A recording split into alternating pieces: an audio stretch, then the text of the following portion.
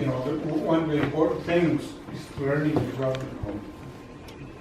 As Indian tribes, we usually don't, because we have our chairman to take care of us. But you are the voice of the people. Each and every one of you, you're the voice. And your voice counts. Keep that in mind as you go into high school, college, into young adult life. You need to realize that there's power in your voice. You can voice your opinion. And that voice is very powerful. Your peer pressure, you can always say no or yes. The choice is yours. That's the same with the government. You all have a choice. That's one outcome. Each and every one of you. Aho. Joe. Good. Good morning. St. Green government class. Usually our protocol is Mike goes that way and then comes next from here. That's what this is it.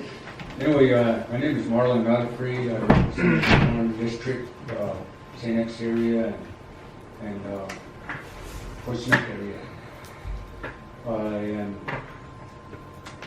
We have in the legislative branch, we have subcommittee meetings, or subcommittees, and I'm the Judicial Committee Chair.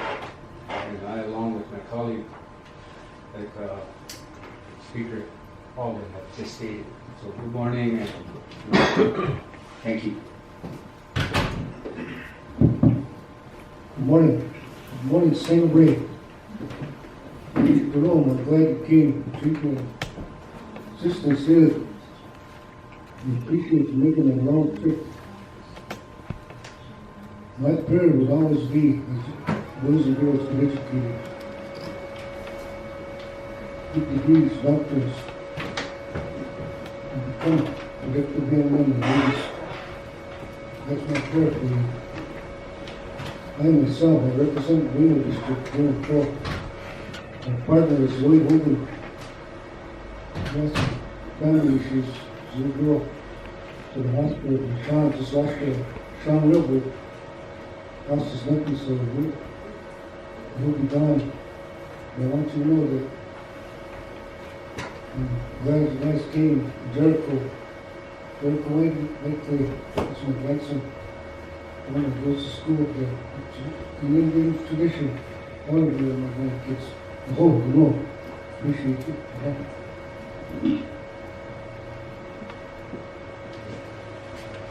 Good morning, students. My name is Victor Nomi. I represent the Oshkosh District. I'm on my second term. It's good to have you here today. Oh.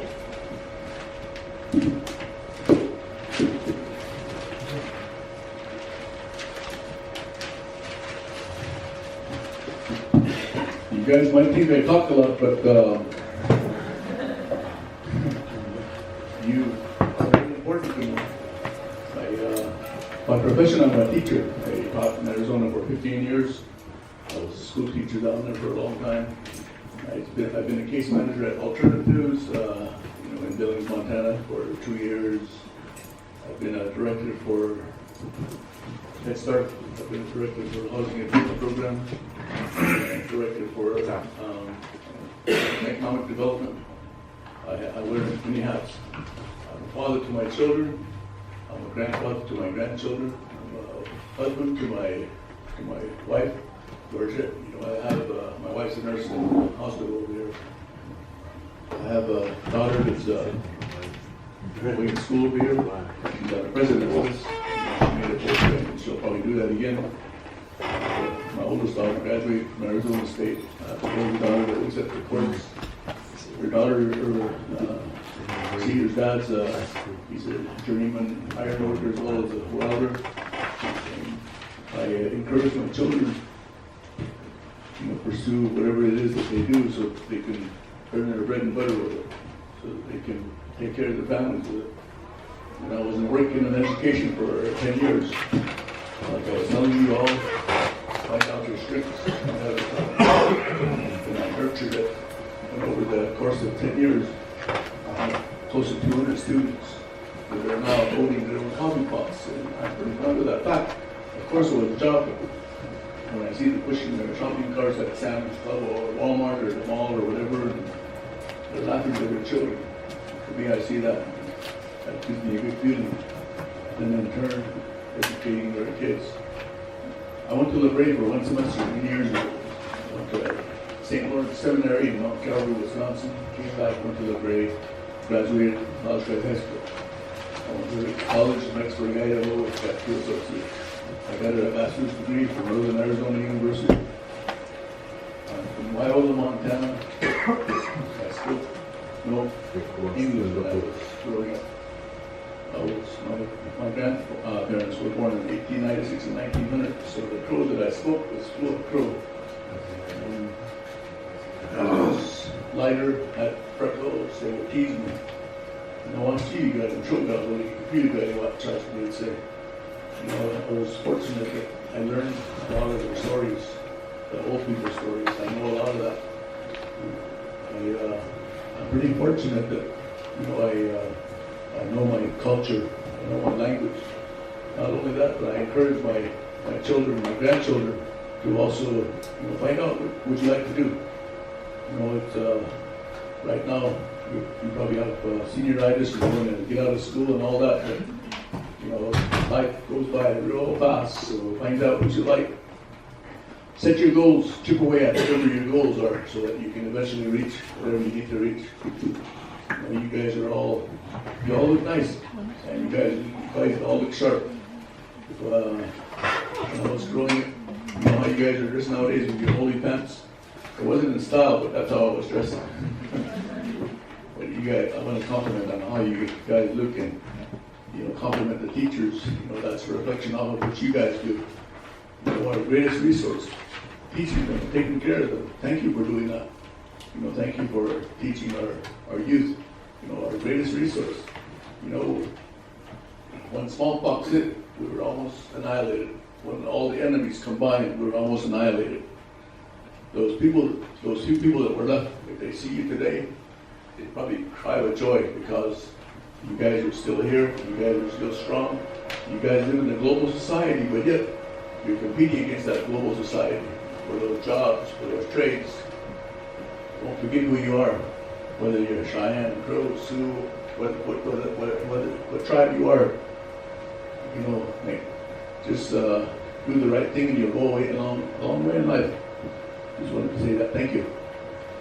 Thank you, Senator O'Crow. And I don't believe LaBrea lets him wear holy pants, right? Good morning. My name is Tyson Grobon from the Lodge Grass District. I'm serving my 2nd term.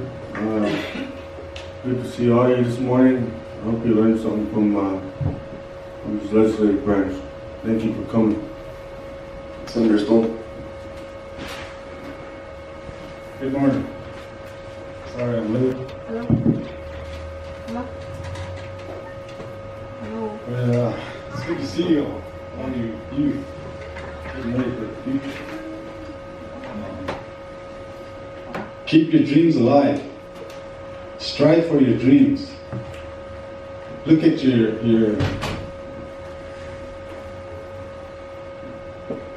vision.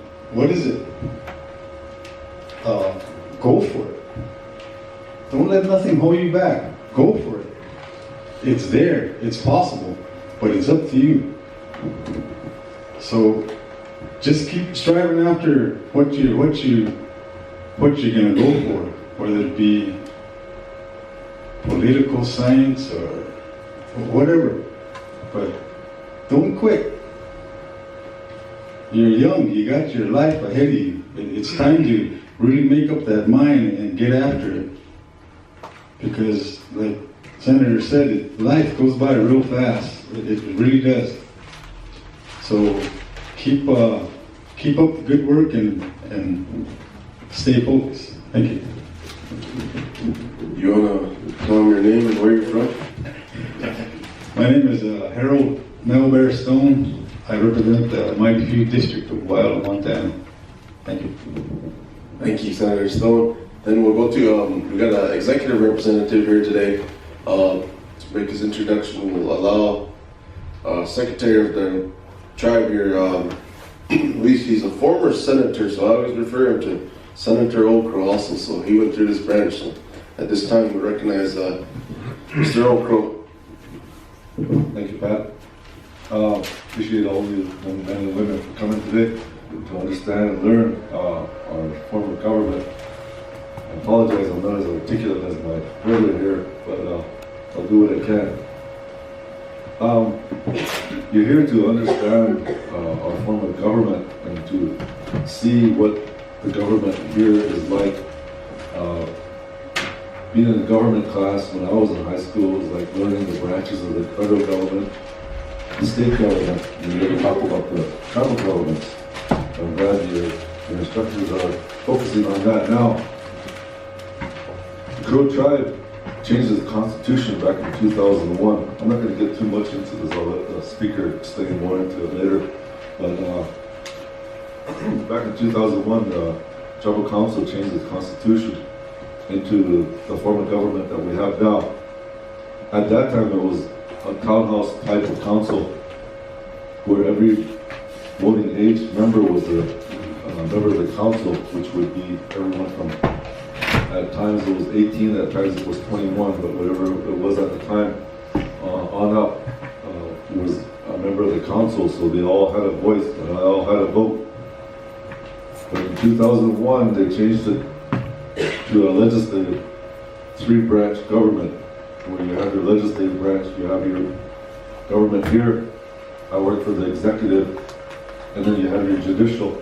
It's like very similar with the United States Constitution and with the state government, where you have your governor, and then your legislators, and your congressmen, and then your Supreme Courts and your court system. And that's the way the U.S. is, as you guys are studying now. That's the same way we're formatted in that way, where the legislature is here, we work with the laws, find the loopholes, plug up those loopholes if we can, protecting our sovereignty. And I am part of the executive, just like with, let's say, the president and his cabinet, vice president, and all those secretary of state. I work on that side where we run the operation of the government. And I myself am the secretary of the Crow tribe. And by constitution, I'm responsible for keeping records, holding elections, and other duties that might be assigned to me from the chairman. So I won't elaborate too much. I want to get you guys too bored. So I'll leave the rest up to Pat here. I know he'll elaborate more on the legislative side. Thank you. Thank you, Mr. Secretary. I just want to take some time too to introduce our staff. We got some staff that represent our legislative branch. We got our Sergeant at Arms and Custodian and Man of All. We got a bunch of hats. Kenny Pretty on top. I believe he's a St. Labrie alum too. Oh yeah, yeah. And we got our head of staff, Jackie Blacksmith. Jackie, if you raise your hand. And Sherry Chandler, she's in charge of the media and getting out our publications and reporting and things like that. So Sherry Chandler, and who we're missing? Leslie. We've got Leslie Plainfeather, our assistant legal, and we've got our finance, Rachel Pretty on top, that are in the office too. So we've also got them. Oh, all rise. All right. Well, we got Judicial that's going to make a report, but before we get to that, I wanted to, you guys all got a hand up, and it's a student's guide to the Crow legislative branch. It gives you everything in here. So I'll just kind of go through that briefly from the parent right on the front there. It's in this publication you'll find information regarding the process of the branch government, the process of the legislation, the committee list, members, information on our social media sites, Crow tribal constitutions in here. In addition, we're active on Facebook. Hey, everyone's on Facebook these days. We have a page, Facebook page. We go get public notices. Actions taken during special session and session, news, upcoming committee meetings, general public information, So if you guys get a chance, take a look at some of these. Our sessions are recorded. We got a recording that you can go back to YouTube, and if you guys are interested in seeing some of our sessions, you can go to YouTube, and on our website you can access that. So let me break down. So we got our Speaker of the House, as I served, and we got our Chairman, Executive Branch, 4 officials. We got our Chief Judge that's here. So within the legislative branch, within the House here, we control, I control, and we got 6 district representatives from three district representatives from 6 districts. We got our Arrow Creek, we got our Bighorn, we got our Black Lodge, we got our Wildlaw, we got our Lost Grass, and we got our Reno districts that are 6 districts. And then this next page here, it's kind of some of the social media publications we put up. We got our home page, committee tables, historical documents tab, legislations tab, video tab, contact us, pro laws. If you guys want to look up some of the previous laws, we got that page. But this is very useful. I know a lot of people are on social media, and you guys got the internet and use it. So if you guys ever want to look up anything, everything's usually on here on our ctlb.org. And I was mentioning the committees we have in here. Some of we have 1, 2, let's see, we have our Economic Development Committee, we have our Natural Resource Committee, we have our Gaming Committee, we have a Health and Human Service Committee, Infrastructure, Judicial, and Finance. And on here we have a chairman and a vice chairman, and they're written down who serves as a chairman and vice chairman. So anytime we get issues within these areas, our secretary will designate it to that appropriate committee. So that's where the groundwork starts once we start some legislation. So committees, we got the committees in there. So next page, who can introduce proposed legislation? You got your legislative branch, your executive branch, and tribal general council. If you guys go through that and you guys have questions on who can introduce legislation, it's all on this page right here. So look through that, and if you guys have any questions at the end, we'll answer some of those. So then we move on to the next page, pro-tribal government. After the passage by legislative body, we start going through the process. There's 5 days after session, legislative house secretary transmit newly acted legislation, executive chairman to executive action. Chairman has 30 days after the last session to approve veto legislation. So we have a veto override process too that maybe some of you guys have a question on. It's all written down in here though. Guys, go through that, and maybe you guys got questions on that. Then these next couple pages, I believe she recorded the authority of the legislative branch, exactly when the legislative sessions are held, when can the public attend sessions, when are the hearings scheduled, what are the 3 types of legislative actions. There's a CLB, JAR, and LR, so there's 3 types. Maybe we should have a quiz after this. 5, what is the constitutional requirement for district meetings? 6, when are elections and legislative representatives held? So then the next page, we got legislation. Like I said, we got bills, joint action resolutions, legislative resolutions. Then we got on the bottom, we got definitions for LRs, all in that page. Then we go on to the next page, you got your districts, you got an outline of the reservation and how the districts are lying within these boundaries. Next page, we got table of contents of the pro-constitution. How many of you guys read the Constitution? How many? That's our Bible here. We say, if we don't that's what we go by. If we don't understand things, we have to refer back to it. And I mean, Judicial has to abide by it's our law of our land, our Constitution. So if you guys haven't read it, read it again, because I have to read it again all the time. I don't say I know this thing by heart or anything, but I always got to refer back to the Constitution, so it is in here. Before we go on, we got some new senators that just walked in, so I'll let them get their time on introducing themselves and go around. So We'll start off on this side, Senator Whiteclay, and then we'll go back this way. Just introduce yourself, let them know what district you're from. Terms.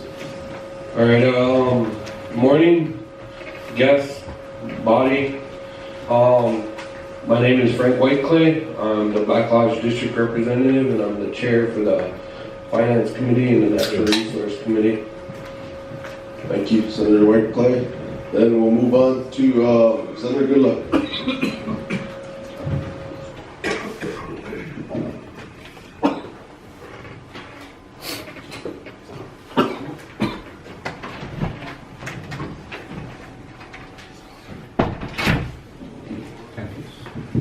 Good morning. My name is Brandon Goodluck. I represent the Mighty Few. I'm going on my second term. I was re-elected in December, or inaugurated in December, but I was re-elected in November.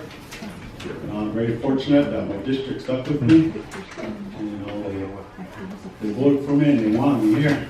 And that's why I'm here. But not only here, but I'm here for your children. The enrolled membership. We're here to look out for your future, because there's future tribal senators, there's future doctors, lawyers, there's future judges, there's future chairmen. So, like I said, it's good to know your constitution, know your rights, ask questions. There's no right or wrong question. So don't be afraid to ask questions. Ask the speaker. There's a deal coming up. It's concerning royalties. The AIC is coming in and they want to do a joint venture with the tribe. They want to do a 51% ownership with the tribe, but they only want to give the tribe 22%. And China wants to take 78%. So that's it. That's what you kids need to know about and ask questions about. Ask your senators, ask your dads, your grandmas, grandpas, ask them about that. So that's coming down the pipe. So like I said, there's no wrong questions. Ask them. Thank you. Thank you, Senator Goodluck. Senator Demani.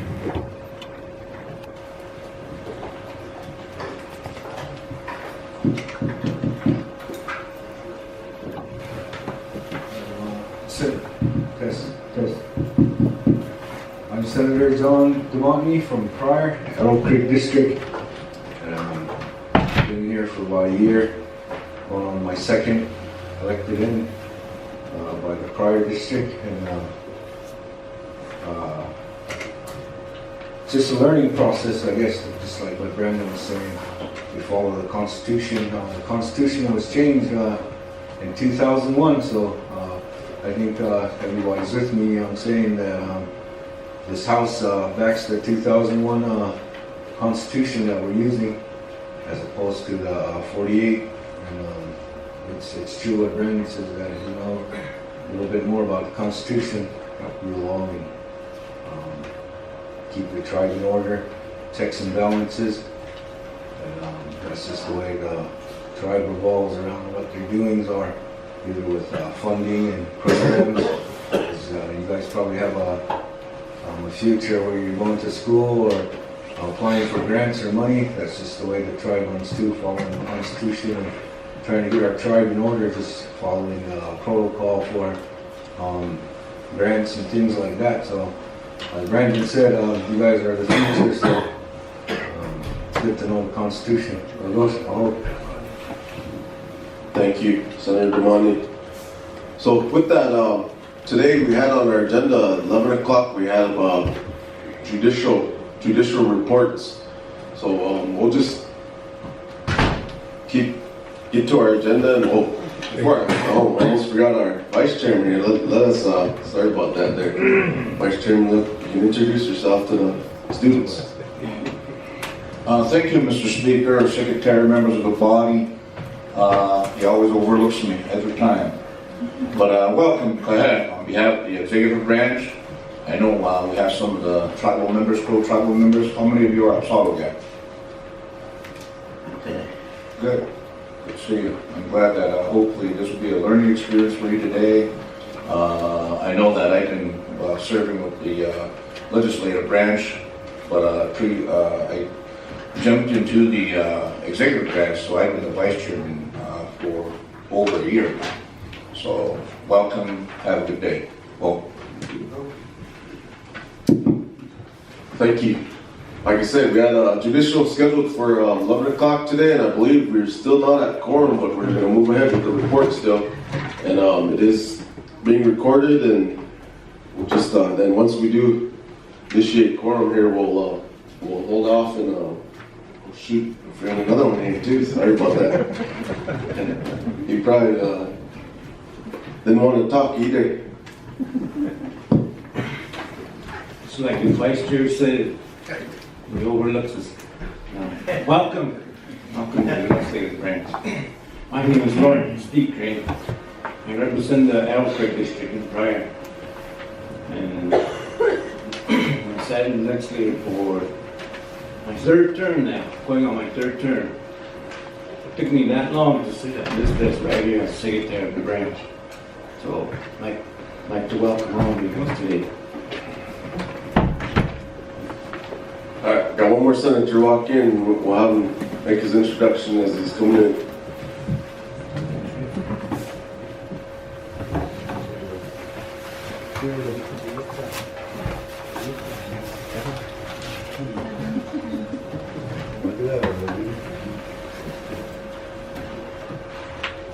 Senator Alex, this should introduce the thing.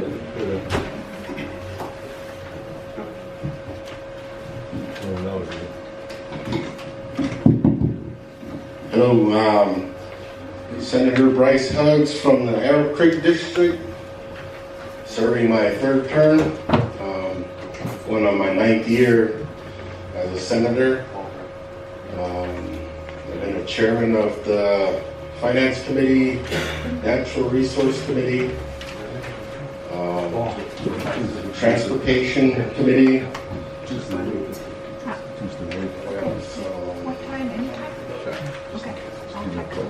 Economic Development.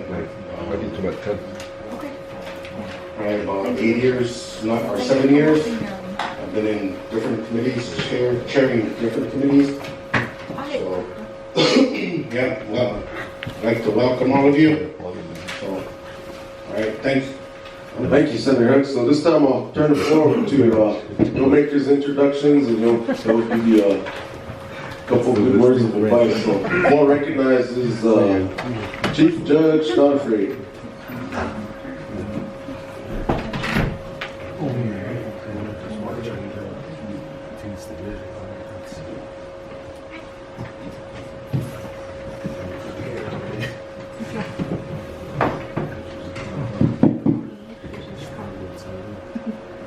Good morning, Mr. Speaker, Mr. Secretary, Secretary of the Executive, Mr. Vice Chairman, respective senators, and the students from St. Labré. Welcome to Crow Country. I admire your inspiration, your motivation to study our form of government. I'm Chief Judge Not Afraid. I'm serving in my second term here within the Otsalaga Nation government.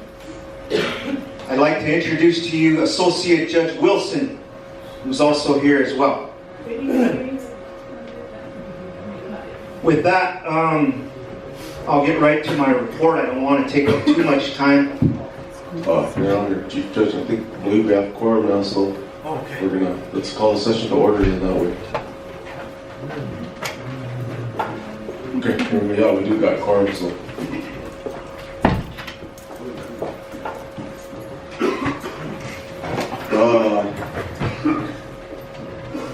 We'll call today's session back into order at, I believe the time is 11:14. 11:14. JR, Josh just had a word of prayer for us, so why don't we go back to him for the session prayer. Senator Okro.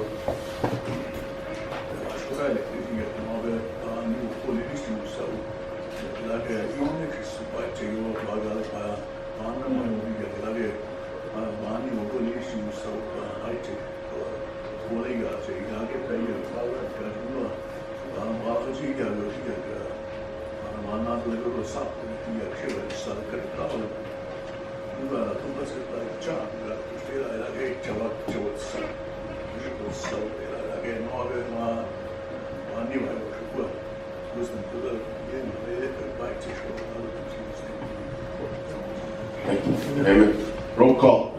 Black Lodge.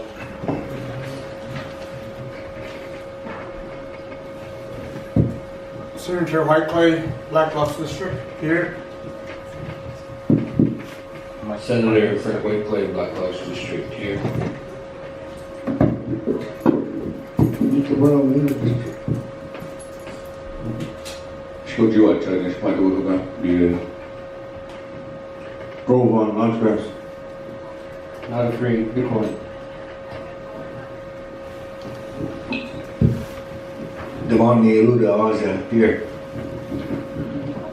Newton Old Crew Jr. Sakajil Kumalos, Mighty View District. Good luck, Eagles to God, Pop Sergeant here. Smellbearer, IDP, here. Alden, Bighorn here. Deep Green here. So 9, huh? 13th warrior disappeared. Our quorum is, to establish a quorum is 13, so once we get 13, we can establish our quorum and move on with business. So that's what we're waiting on right now is our 13th.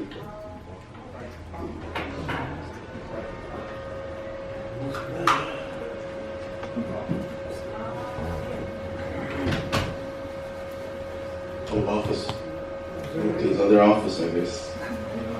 You guys all clap when he comes up.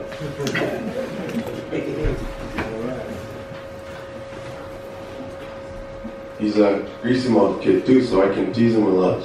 There it is. All right. Yeah.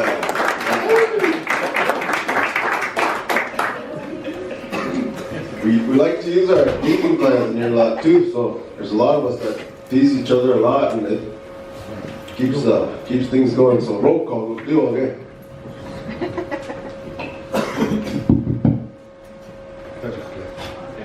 All right, Zero Creek here. All right, now we got 13, so we established quorum. So back to Chief Judge, not afraid. Floor is yours. Thank you, Mr. Speaker. Again, welcome to the students from St. Lebre. St. Lebre, I'm an alumni graduate, 1990. If I was to say something to the students of St. Lebre is follow your dreams and pursue them. Currently, I'm vying for my fourth term as the first Crow Indian elected as Justice of the Peace for Bighorn County, Montana. Keep me in your prayers, and dreams do come true. One thing about Crow government, I just want to start off by saying to the St. Lebre students is we have a real unique form of government compared to other tribes. We recognize a three-branch system of government where the executive enforces the law, the executive branch, the legislature makes the law, and the judicial interprets the law. Tribes nationally are known as a Indian Reorganization Act tribe or tribes, and a lot of times they fall into a business form of government, a tribal council where they have seated members. It's not like that here. Our branch of government is modeled after the state of Montana or the United States federal government model, and first came into an existence in 2001. Now, I served 2 terms as a Crow legislator out of the Lodgegrass District, and during my second term is when I was elected to Chief Judge, and now I'm serving in my second term, and it's quite an honor to serve. This year is my 16th office I filed for since 1996. If they say it can't be done, St. Lebre, do it anyway. Mr. Speaker, I'll get right to the point here it's real brief, and I want to field questions because I know there's plenty of questions. At the Apsalugan Nation Judicial Branch, we continue with our mission to deliver fairness and equality to our tribal membership. We continue with our mission to protect children. We continue with our mission on a daily basis to protect children in juvenile matters concerning the detention and the alleged violations of law by young people. And oftentimes we have to hold those young people because they're a danger to themselves and others. And previously, Judge Wilson was overseeing the juvenile court. And Judge Carrie Covers Up, was overseeing civil.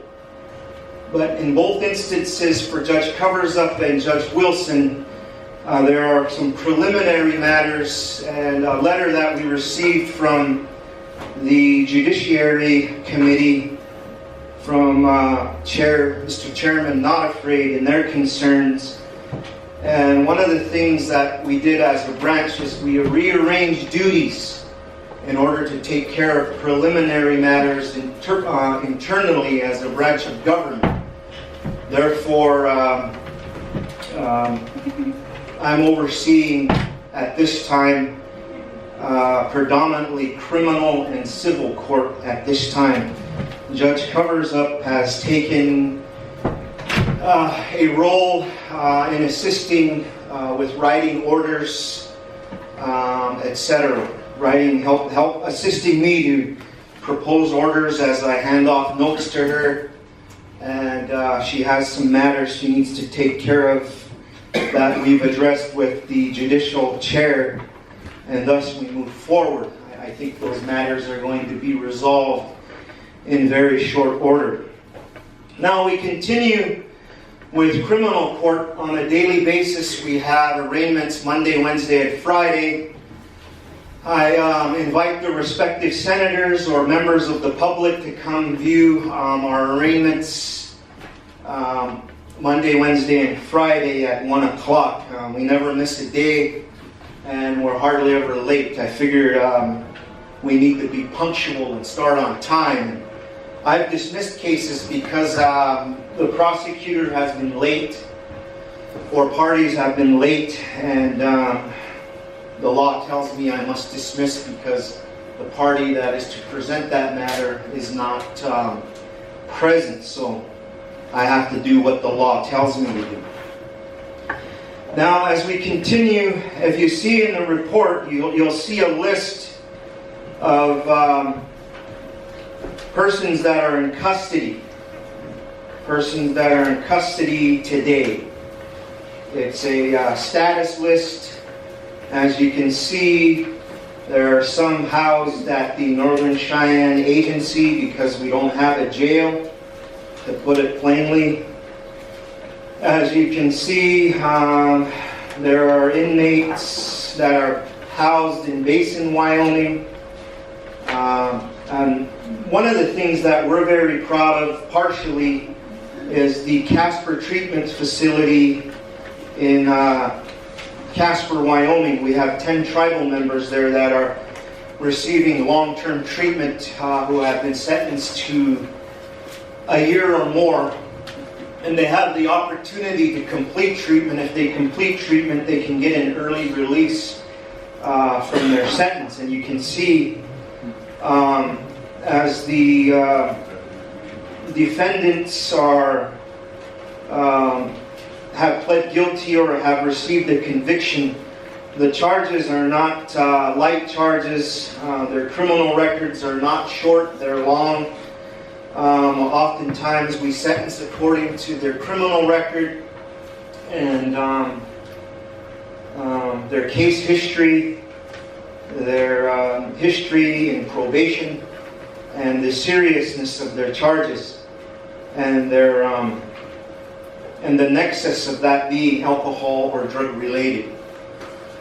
So we've had several tribal members in the past that have graduated and received an early release. I can tell you today, about 90% of them, just offhand from memory, haven't returned after their completion at the Casper Treatment Facility. That's not to say they'll violate again, but my hope and our prayer is that they don't return, that they stay clean and sober, and they lead a productive life and serve their families. As all of you know, I presented a letter to the congressional delegation this past fall. My letter was discussed at the Senate Select Committee of Indian Affairs in Washington, D.C., presented by Senator Daines, and my concern about our jail situation. The overcrowding in Lame Deer, a 19-bed facility that is at one point was holding 60 of our tribal members, and the injustice that doesn't serve our people when they're in custody. And we were assured during the Senate Select Committee by the head of BIA that a facility in Hardin, Montana, Two Rivers facility, would be open by January 28th, I believe. January 28th has come and gone. I would suggest to Mr. Speaker, Judicial Chair, maybe you can send a reminder letter to BIA as well as the congressional delegation that our guarantee that they would accommodate our inmates would take place by January, but to this date it has not. And of course that relationship predominantly is between the executive and the Bureau of Indian Affairs.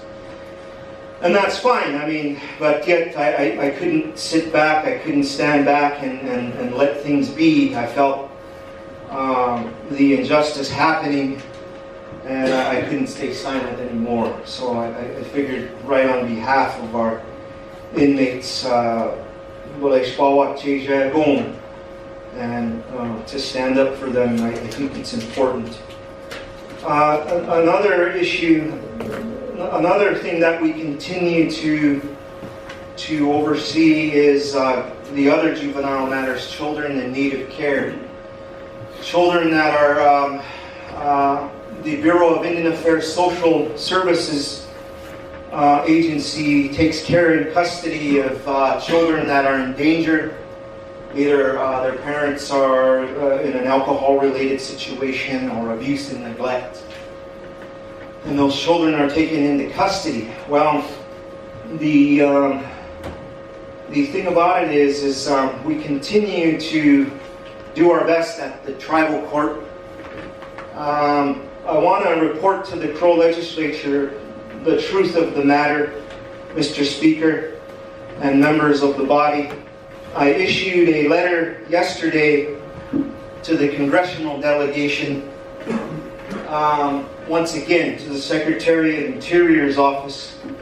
My concerns in the last 4 years with the Bureau of Indian Affairs, regional office. And Mr. Speaker, we certainly can forward a copy of that letter to you, as well as the Secretary and the Judicial Chair upon your request. But I will summarize the content of the letter to benefit the membership, the branch here, as a matter of full disclosure. When during my second term, a little bit of history as a senator for Lodge Grass. One of the things that happened, Mr. Speaker, and you may have been there at a meeting that I helped set up at the Bighorn County Courthouse. Several of the senators were there at that time. when BIA Social Services Regional took action and refused to take care and supervision of children that are domiciled on the Crow Reservation but born in Hardin or Billings because Indian Health Service no longer did live births. So at that time, as a senator, I called for a meeting. I was Health and Human Services Chair at the time, and I demanded that BIA explain why they're in violation of the law, why they've gone against the U.S. Supreme Court decision, Mississippi Choctaw Tribe of Indians versus Holyfield, that recognizes that tribal law that claims children that are domiciled, enrolled, or enrollable, BIA is required to take care and supervision. Well, at that time, the BIA chose to interpret the law that they didn't have care and supervision. The same practice continued when I was there when I first got elected 4 years ago, and I continued to make it an issue with the BIA Social Services Regional Office. And eventually, I think the issue got resolved, Mr. Speaker. I'm not real sure the percentages on how BIA is handling those cases off the reservation. Our tribal membership has no choice when the U.S. government has an obligation to our people through the Indian Health Service. They should provide the live births here in Crow. Then it wouldn't be an issue. But when they're referred to Billings or Hardin, or even Sheridan for that matter, I mean, our tribal membership doesn't have a choice. And oftentimes when the children are taken into custody or not, our tribal membership doesn't have that choice. So that happened in the past. I think it's changing because of the pro-action by this branch, by our branch. And the other issue that I reported on to members of Congress yesterday was the failure to appear for court hearings.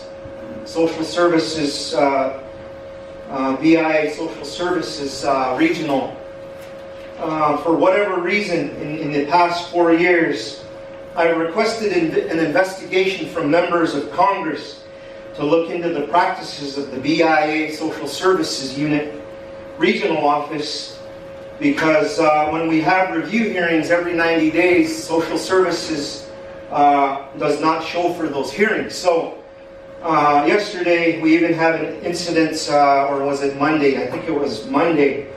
We had a Social Services representative didn't show for a hearing on an initial hearing where a child was taken into care and custody under the BIA. Social Services wasn't there to report where the child was at. So that practice continues. So when we've offered in the past, when we've ordered orders to show cause on why the BIA fails to do their job, the BIA Regional Office has taken the position that the tribal court doesn't have jurisdiction over us, therefore we don't have to show free or show cause hearings. They participate in ex parte communication, and they've called our former court administrator, and as well as the former case presenter under the executive branch. The Office of Solicitor would call the court as well as the executive and threaten to take federal action because we're trying to hold folks accountable, stating that the law doesn't apply to them. Well, when it happened again on Monday, and according to Judge Covers Up, I asked her to oversee some confidential juvenile matters that I had a conflict in. It happened 2 weeks ago. When it happened 2 weeks ago, basically that was the last straw. Monday was the last straw. So I issued the letter. I'm hoping for congressional action, Mr. Speaker, members of the body. The people's right to know is here today, and we continue to do our jobs as judges, as court staff, but we're doing our best. And we issue in our court orders that the CFR is upheld. The BIA Social Services was not checking on our youth every 30 days as the CFR requires. So we ended up putting that in our court orders, that they follow their Bible, the CFR. Thus, they would check, when we had the review hearings every 90 days, they wouldn't go check on the children until a day before the hearing. I mean, those are just a few instances. I remember my first year in office, Mr. Speaker, there was a BIA social worker that believed that it was okay for a 17-year-old girl to live with her boyfriend, even though she had been in the system since 2002. I was enraged. I issued an order that they produce the child within 48 hours and find a placement for that child. And that was a Monday. By Wednesday, they had the child in the courtroom and they had placement. So, I mean, that's only one of many instances. Respective senators, we will stand. We will continue to hold folks accountable. We will continue to move forward on behalf of Crow children. We will continue to hold folks accountable that have violated the law. But in the same instance, we will continue to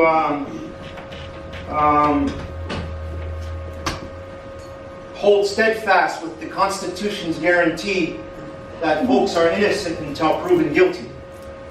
Have we acquitted folks? Yes, we have. If the standard of beyond a reasonable doubt is not met, we must acquit. We recently had a heartbreaker, Mr. Speaker, members of the body. We had our first trial in the court's history on deliberate homicide. It was a jury trial. The tribal court staff executed their jobs with the utmost excellence. The jury found the defendant guilty. Thus, eventually the defendant was sentenced to the maximum under the law. That's the best we could do. It was hard seeing tribal membership families in the courtroom, families that represented the victim, families that represented the defendant. And that was a hard day. But we continue to do our jobs. We continue. We have an open book. I invite the legislators, come over anytime. Come over anytime. Our doors are open. Come observe arraignments. If you like, we certainly could develop a confidentiality agreement.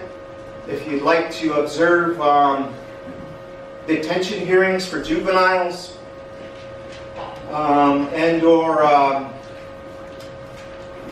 children in need of care, we will certainly accommodate under the law. And again, Mr. Speaker, we continue to do our jobs, and we'll do it to the best of our ability and continue our mission. If there's any questions, indeed. Thank you, Chief Judge. At this time, do you have any more presenters, or is that? That is it. Okay. Thank you. So at this time, we'll field some questions from the senators.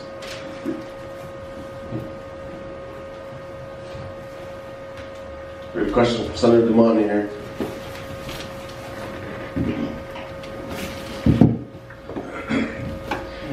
On the youth and speaker, guest, body,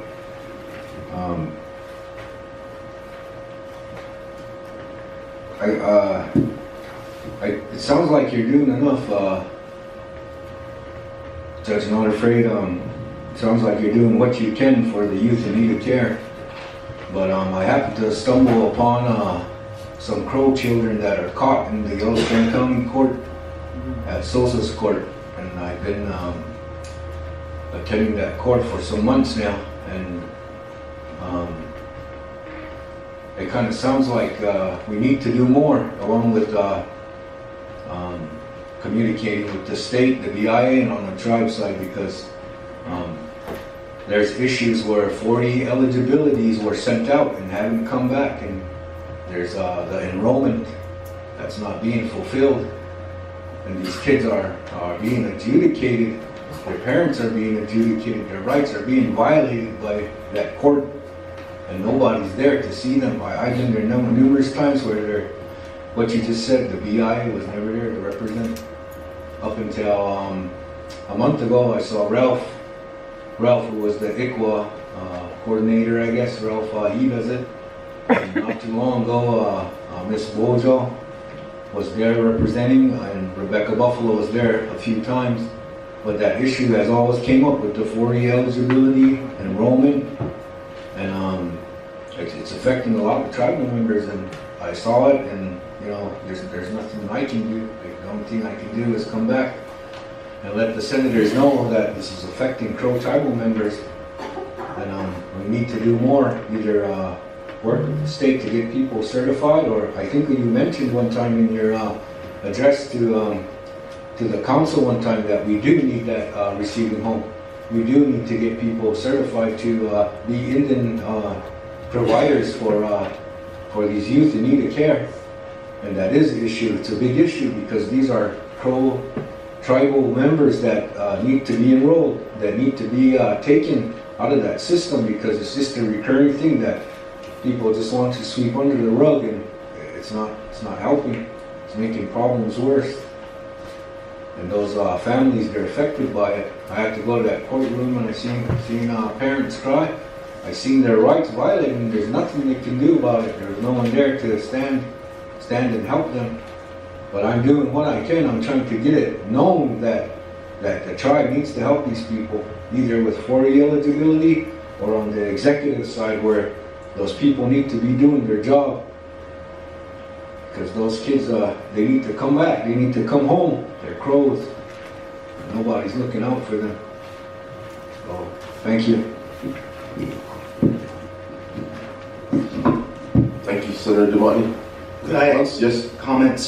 Judge. Mr. Speaker, Mr. Secretary, Senator DeMonte, very good points, very good issues to bring forward. And I thank you and I congratulate you for fighting for our children and our Crow families, the whole month, that you're concerned. And Ichila Matach, Iwa Chili Mat. One of the things that is happening right now, and I can't speak for the executive branch with reference to when their equal attorney moves forward, when they move forward, when they don't move forward. I can't speak on their behalf, but I'll tell you this much though. There is light at the end of the tunnel. What is that light? History tells us that Yellowstone County, the judiciary, before this day, did not recognize our jurisdiction, our sovereignty. They totally ignored, oftentimes, the process established by ICWA. However, in the last year or two, I've been working with Judge Souza out of the 13th Judicial District.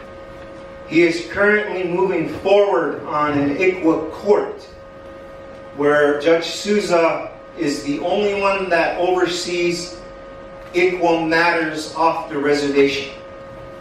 And he's made a commitment to the tribal court and the tribe and the Crow people that I'm a phone call away. And he's kept his word that if there is a situation that needs immediate attention, that he'll give me a call, and he has. He sent me text messages, phone calls, emails, in order for me to get a hold of him so we can talk about matters that are before the court concerning Crow children. And he is moving forward with establishing communication with the executive branch officials, executive branch, social workers. I know that we had to take some, when you're talking about 4E language, we had to take actions. When I first got into office, as well as 4E staff will come in and testify on why we need to solidify and recognize the adjudication of that child under the state and why we should accept jurisdiction. And when the court, and we've never turned it away. We've never turned it away, only in small instances where we don't have the facility or we don't have the resources.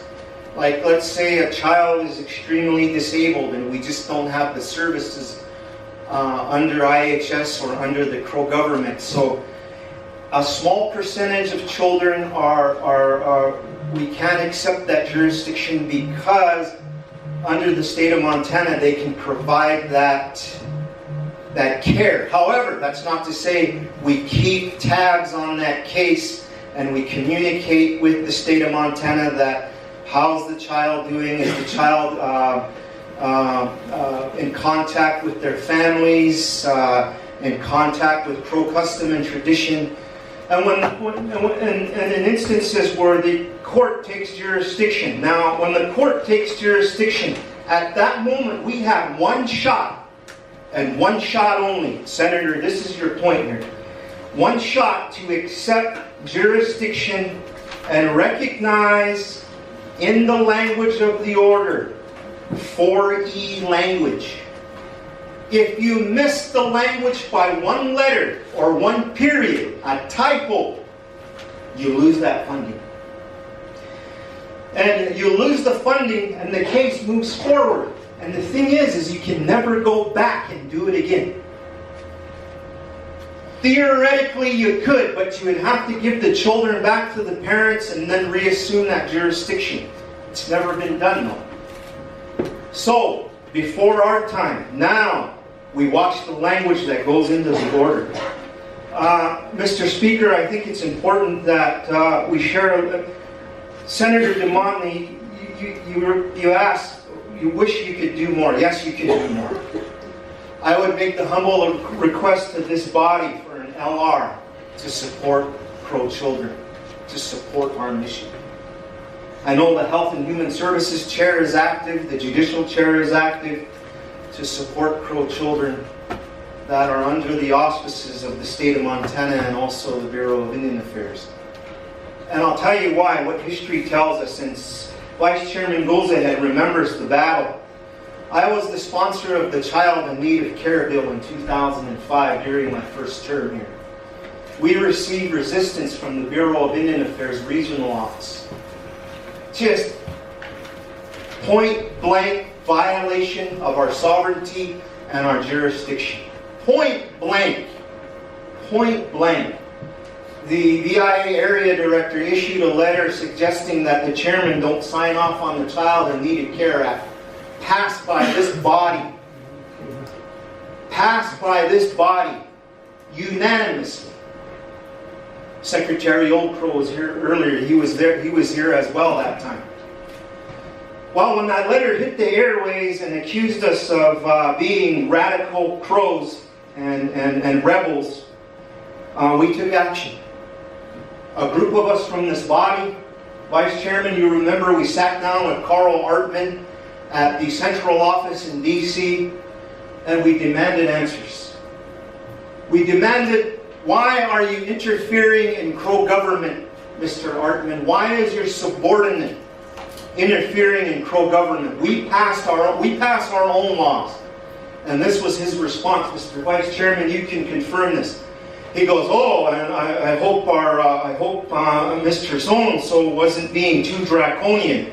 That is against our policy. Let me look into this. And we left the central office that day feeling refreshed. And lo and behold, 2 weeks later, the Child in Need of Care Bill was signed. You remember that, Mr. Vice Chairman? And one of the things they put in the letter from the BIA to this branch of government was, how dare you include provisions in the bill that would require that judges speak the Crow language or understand the Crow language to be a judge over those particular proceedings. We find it disturbing. And it was this branch that passed the law. So, I mean, can we do something? Yeah. Pass an LR, send it to the central office, and demand answers. That's all. I mean, that's on behalf of Crow children. I mean, I invite you to come and sit in on the hearings with a confidentiality agreement. The stories that you hear before the court, in private, in confidential, and Judge Wilson knows this, Judge Coversup knows this, those reports would blow your mind. The first year I was in office, I couldn't sleep because I couldn't believe what was happening to our children. But today I want to tell you this, we're moving forward. We're moving forward to reunify Crow families. We're moving forward to bring those children to the Crow Reservation. We're moving forward to make sure they're taken care of, they receive the services that are required. We're doing our part. We're doing our part. And that's what we're going to continue to do at the Judicial Branch. Thank you, Chief Judge.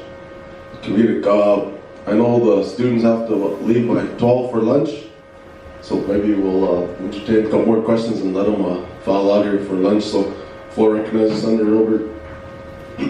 Thank you, Speaker, Legislature, visitors, and St. Marie. I'd like to express that about 2 months ago we had a meeting up there at the Rocky Mountain Tribal Leaders, and John Tester was in that meeting with us, and he was quite concerned about federal funding of the Indian tribes. And at that point in time, he expressed that he speaks on the behalf of Indian tribes on their federal funding, whether it be Indian Health Service, whether it be student funding, whether it be Head Start, everything pertaining to that, and not only that, judicial branch funding.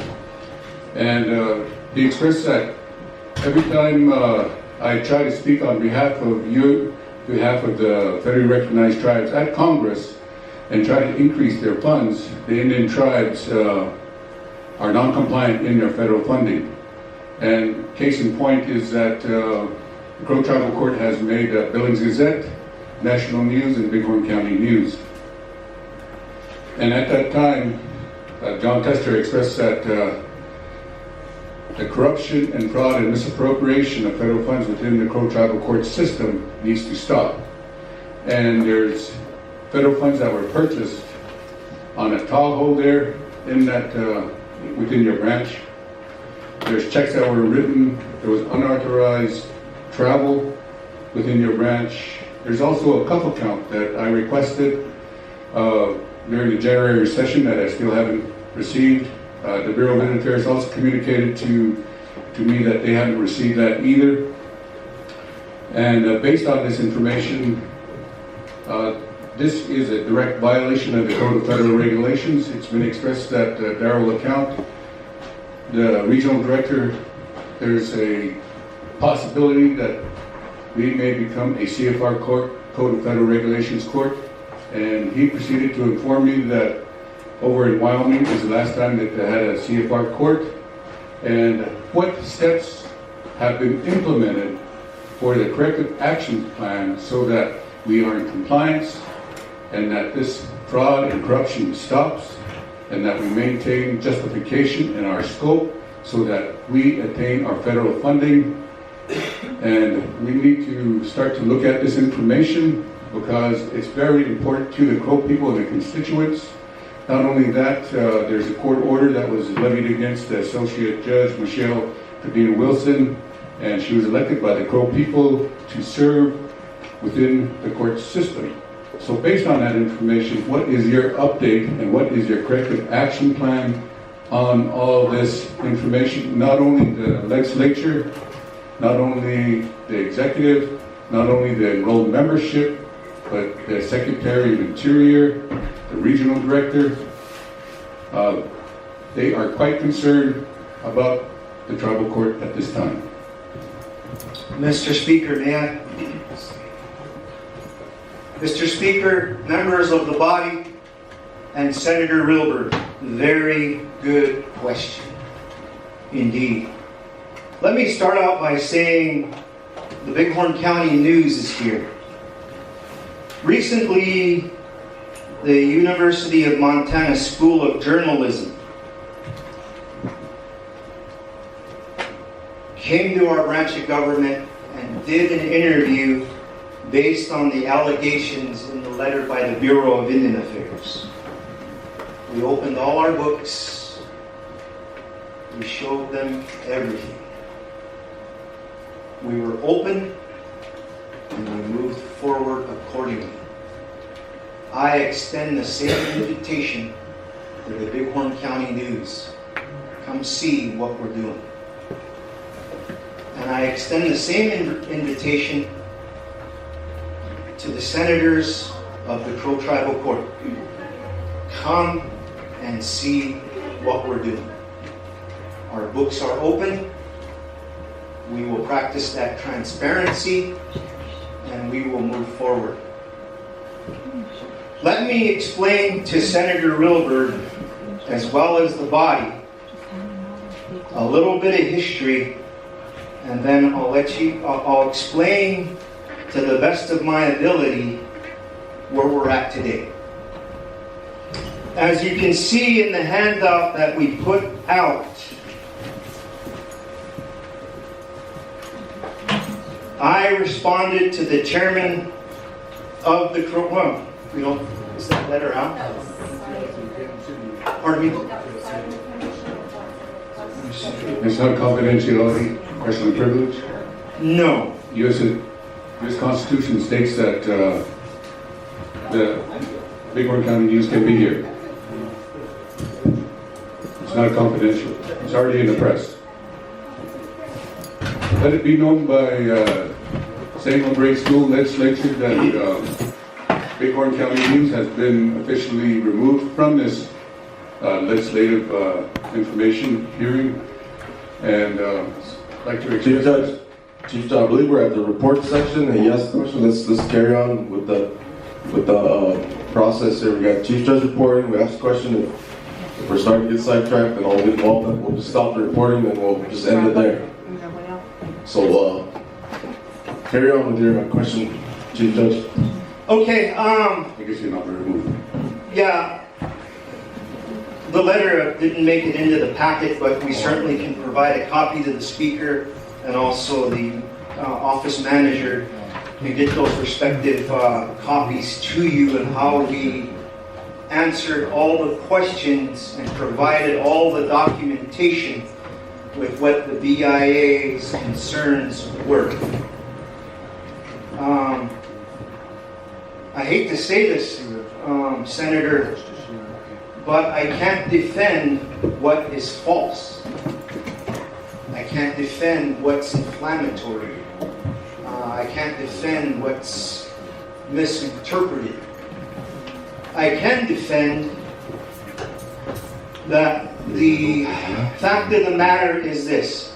Let me give you a little bit of history on what happened before the review. In September of 2016, the Bureau of Indian Affairs came in and did a review. That review was done in short order. The review we passed with flying colors. We were compliant, we were on point, we were delivering the services that were required to provide to the Crow people to the utmost. I mean, there was a couple points that the BIA made, but our point of view was we'll interpret our own law. That is the responsibility of the judicial branch.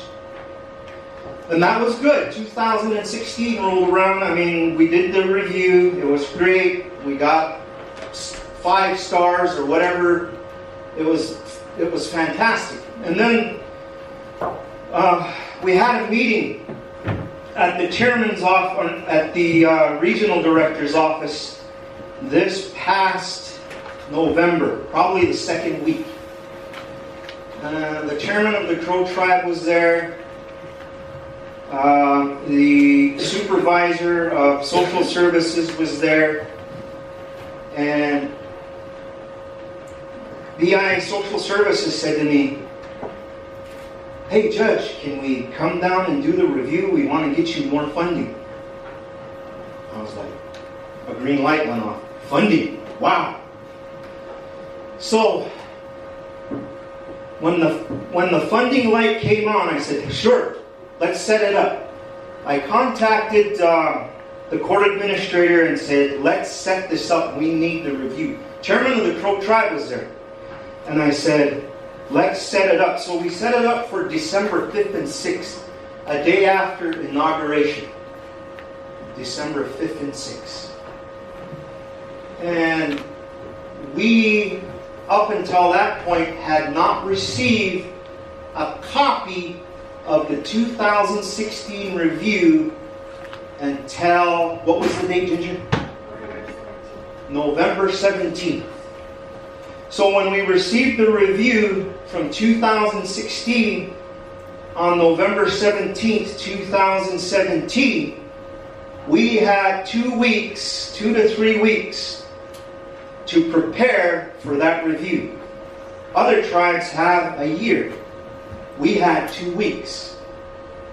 Yet in that review, that was the review we received, and we had already addressed some of those issues that they brought forward, but our finding was satisfactory. Well, this time they came in on December 5th, and they came in swinging. They came in swinging, asking questions, throwing inflammatory statements at me. One of the employees of the Bureau out of Regional was acting like a bully and making accusations. And I felt in our branch of government that won't be allowed. There has to be respect. There has to be honor. So we tried our best to cooperate. And then I remember one of the questions they asked, why do you use the separation of powers to justify your actions? And I'm like, what do you mean? Who has oversight? Who's your boss? I said, I'm elected by the Crow people. I couldn't understand why they weren't recognizing our separation of powers. And then these inflammatory statements that they present. I mean, why defend allegations that are untrue? It's in my letter. I could go step by step. I mean, we have the records. We have the records that says that we did the right things. We have the records. Come over. We have proof. I've got nothing to hide. I can't defend what's untrue. I can't defend what's untrue. What are we doing to answer some of the questions? It's in my letter. I'll give you, for instance, the thing with the background checks. There was an issue about background checks. We did those background checks a week after the last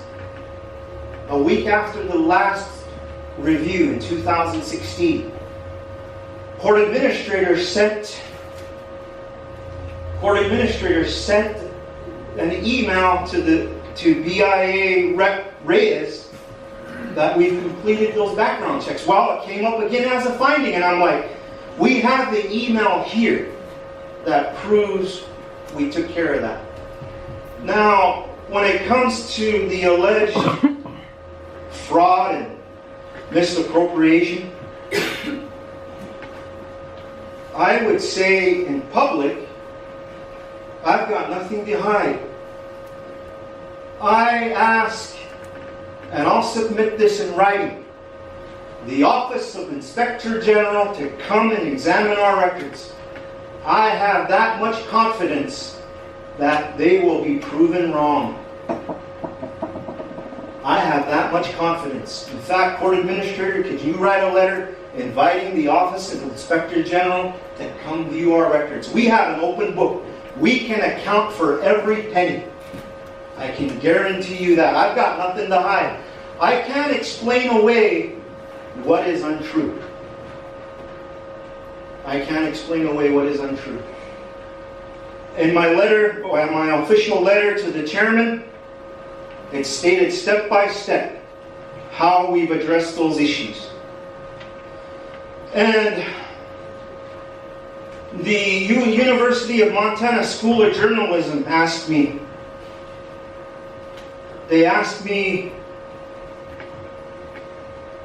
why are they saying these things? Why do you think the Bureau's doing these things?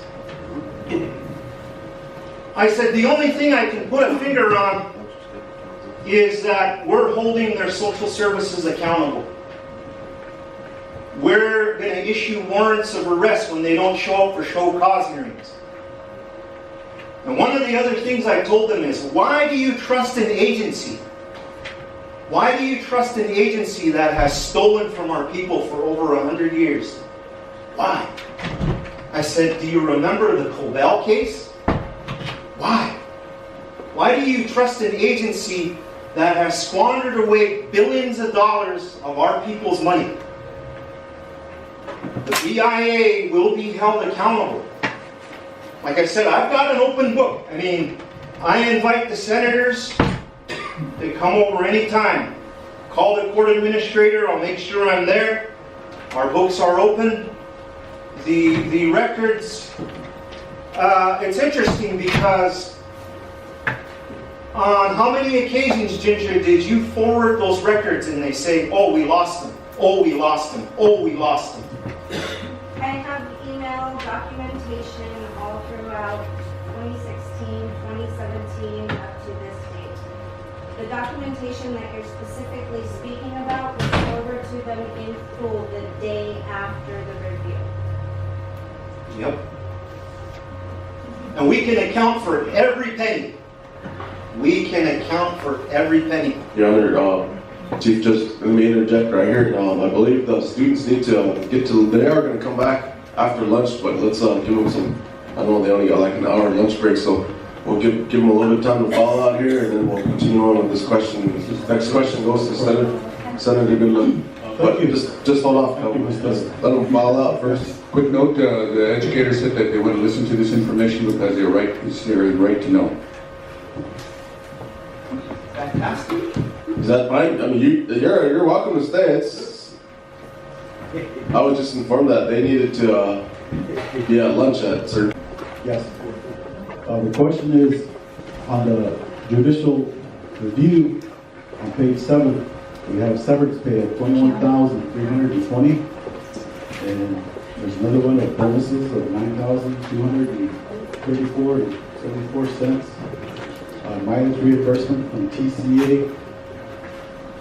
Using mileage reimbursement off of the GSA. Talks about the Tahoe.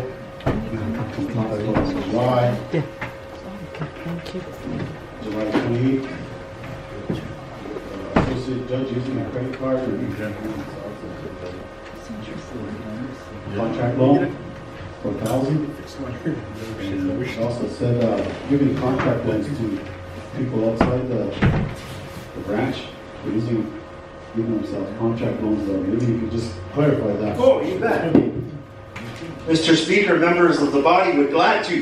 Big one. Real quick, it says people that were given contract loans outside the branch. Who were they? What was the amount of it?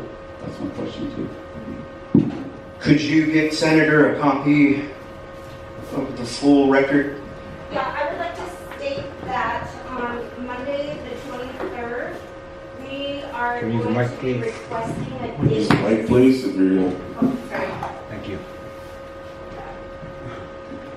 Hello. Good afternoon. The body and the Speaker of the House, the Vice Chairman and Secretary of the House, judges. I am officially requesting a full disclosure appointment with the legislature on Monday, April 23rd, is it? And I would be happy to forward all documentation, that sort of thing, to answer all of your questions. As far, just in short order, do you want me to answer these? Oh, I got it. Okay. Okay, thank you, Mr. Speaker. Senator Goodluck, very, very good question. Very good question. The severance pay or benefit package on outgoing officials. In past practice, every chief judge, every associate judge from 2005 has received 3 months outgoing pay when they leave office. The executive branch has records of those, and it's been past practice to do so. It's just like here, when I left twice as a legislator, I got a benefit package on my way out. Why is that? Because when we get voted out of office or we decide not to run again, we don't get unemployment as elected officials. That's a fact of life. And Mr. Speaker, point of clarification. We have an LR that allows us to do that. We have an LR that we passed here in this branch for specifically just for this branch to do so. Mr. Speaker, may I finish? Yes, Chief Judge. Senator Goodluck, in the budgetary language passed by this branch, you authorize the Chief Judge to approve expenditures how we see fit as an internal policy and as a separate branch of government. That granted me the authorization to do so. Now, if we want to talk about LRs, LRs are applicable to this branch of government. I understand that. Now, as a practice, past practice as associate and former chief judges did the same practice internally. The FMA grants the chief judge signature authority. And I was here when all that went down, to empower the branches of government to determine their own destiny. When I mentioned that to the BIA, they described it as an evil, I'm acting as a bad child for trying to act as an independent branch of government. So, to answer your question, because this branch of government gave me that signature authority as the chief judge, I moved forward accordingly to approve those expenditures. Past practice, it was done here, it's done at executive. The Bureau of Indian Affairs would rather tell us what to do rather than to control our own destiny. That's just my comment. I'll continue to do it. I don't care what they say. The other issue about the Tahoe, the check was never issued. Ginger, the check was never issued. No, let me finish. Let me answer it. The check was never issued. A vehicle was never purchased. Period. And then we can send that documentation. The contract loans. Yeah, I approved them, and I'll tell you why. Our staff works really hard. We don't take days off, period. We don't. When executive branch takes 2 weeks off during ProFair or a week off, we don't take that time off. Our staff continues to work. When executive takes and I'm just using this as a for instance, all administrations have done this, is when the executive takes time off, we have to have court according to the law, and our staff continues to work. But in times past, as you know, the financial woes of the tribe, our staff received checks that bounced. And when they received checks that bounced, we would call executive and go, how come the checks are bouncing? Our staff are being turned away.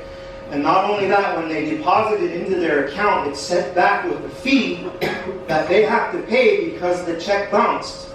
Now, our staff have families to support. We got to keep the court open. So in the 2015-16 fiscal years, in the budgetary language, it's different. Now, I recognize that we received notice on December 17th about how we have to treat the bonds, fines, and fees a certain way now. So we're recognizing it. But in the past, it became part of the budget. So what we did in order to keep the tribal court doors open, and so our tribal court staff wouldn't throw up a mutiny and walk out on us, to keep our doors open, what we did was, because the checks bounced, or on another occasion, we just didn't get paid. Our staff didn't get paid. And we got staff that have car loans due, we've got staff that have house payments due, rent, they got to feed their families.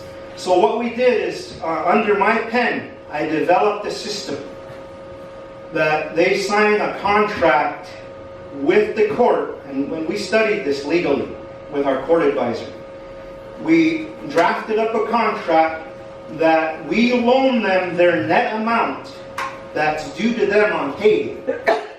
And then when they get paid, eventually, they just take that check and they sign it back over to us, and we replenish those funds. There was a time there was like 2 or 3 weeks our staff didn't get paid, and I'm having staff call me every day. When are we going to get paid? When are my car payments due? What do we do?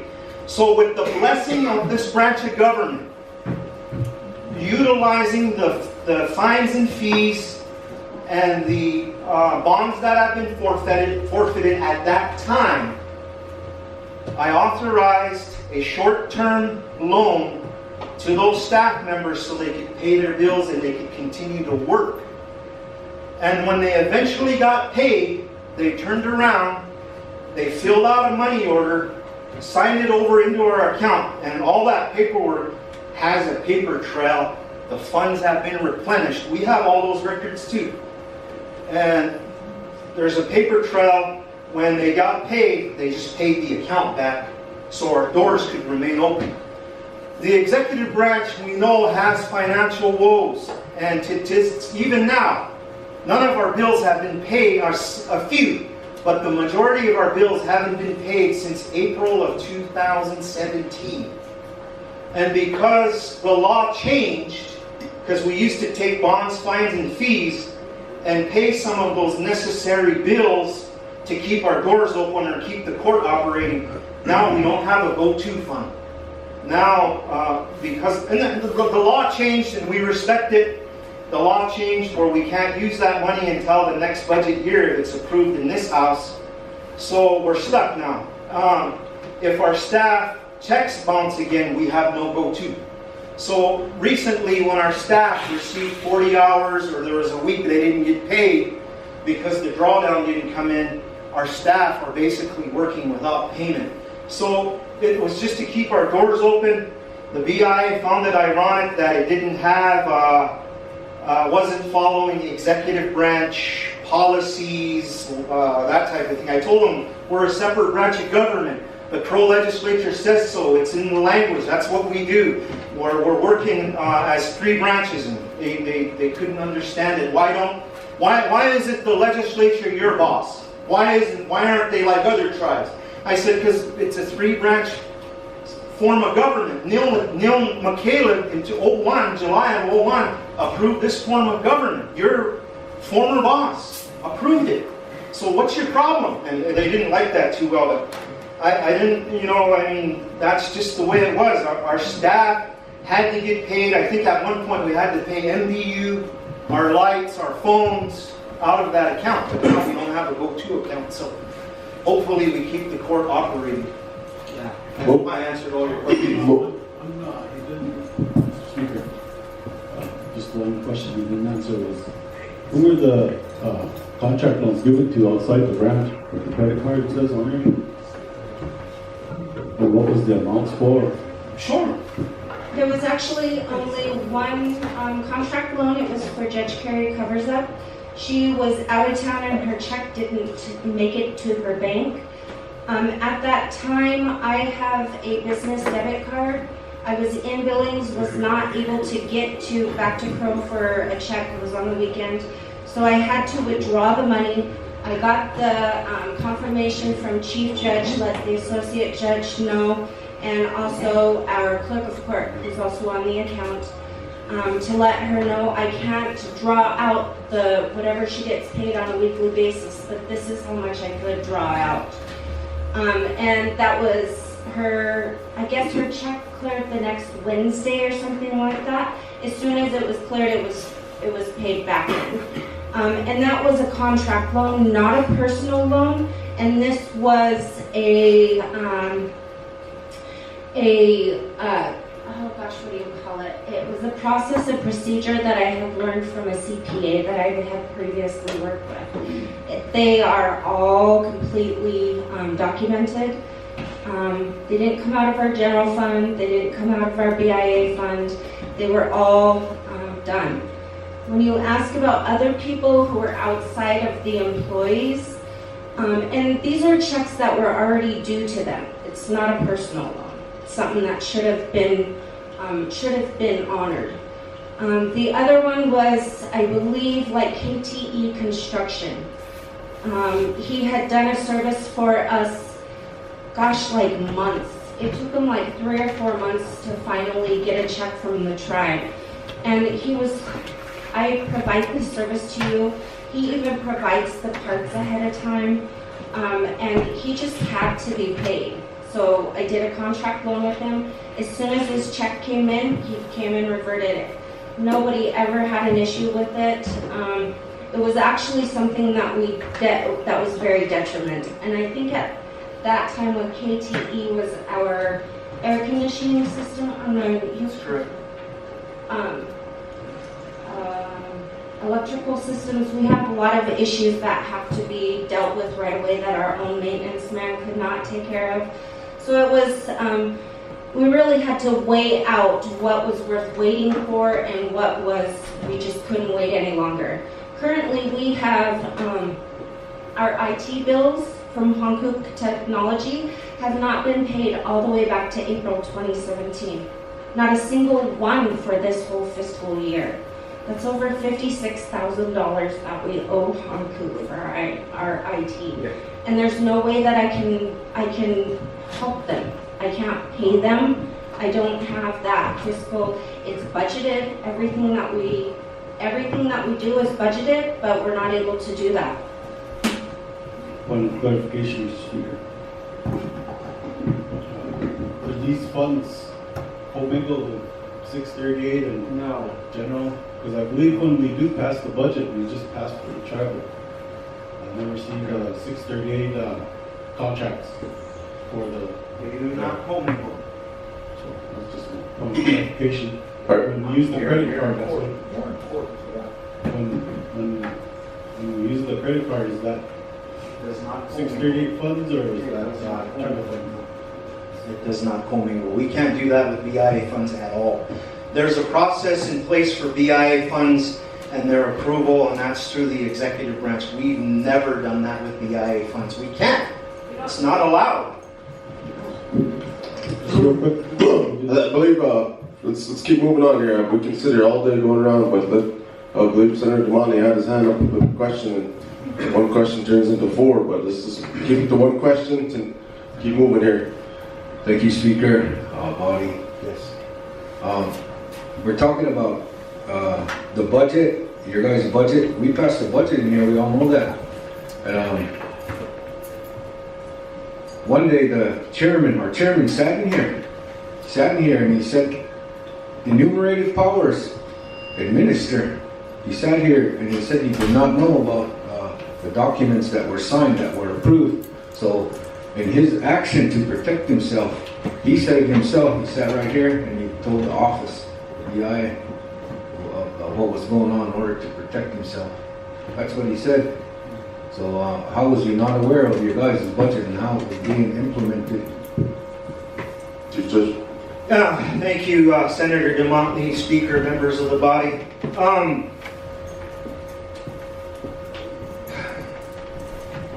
I certainly, it's against my judicial ethics to get political, but yet, as a matter of fact, The chairman responded to the DIA, and we can give you a copy of the review, or the chairman's response. Excuse me, Speaker, I gotta. Oh, you want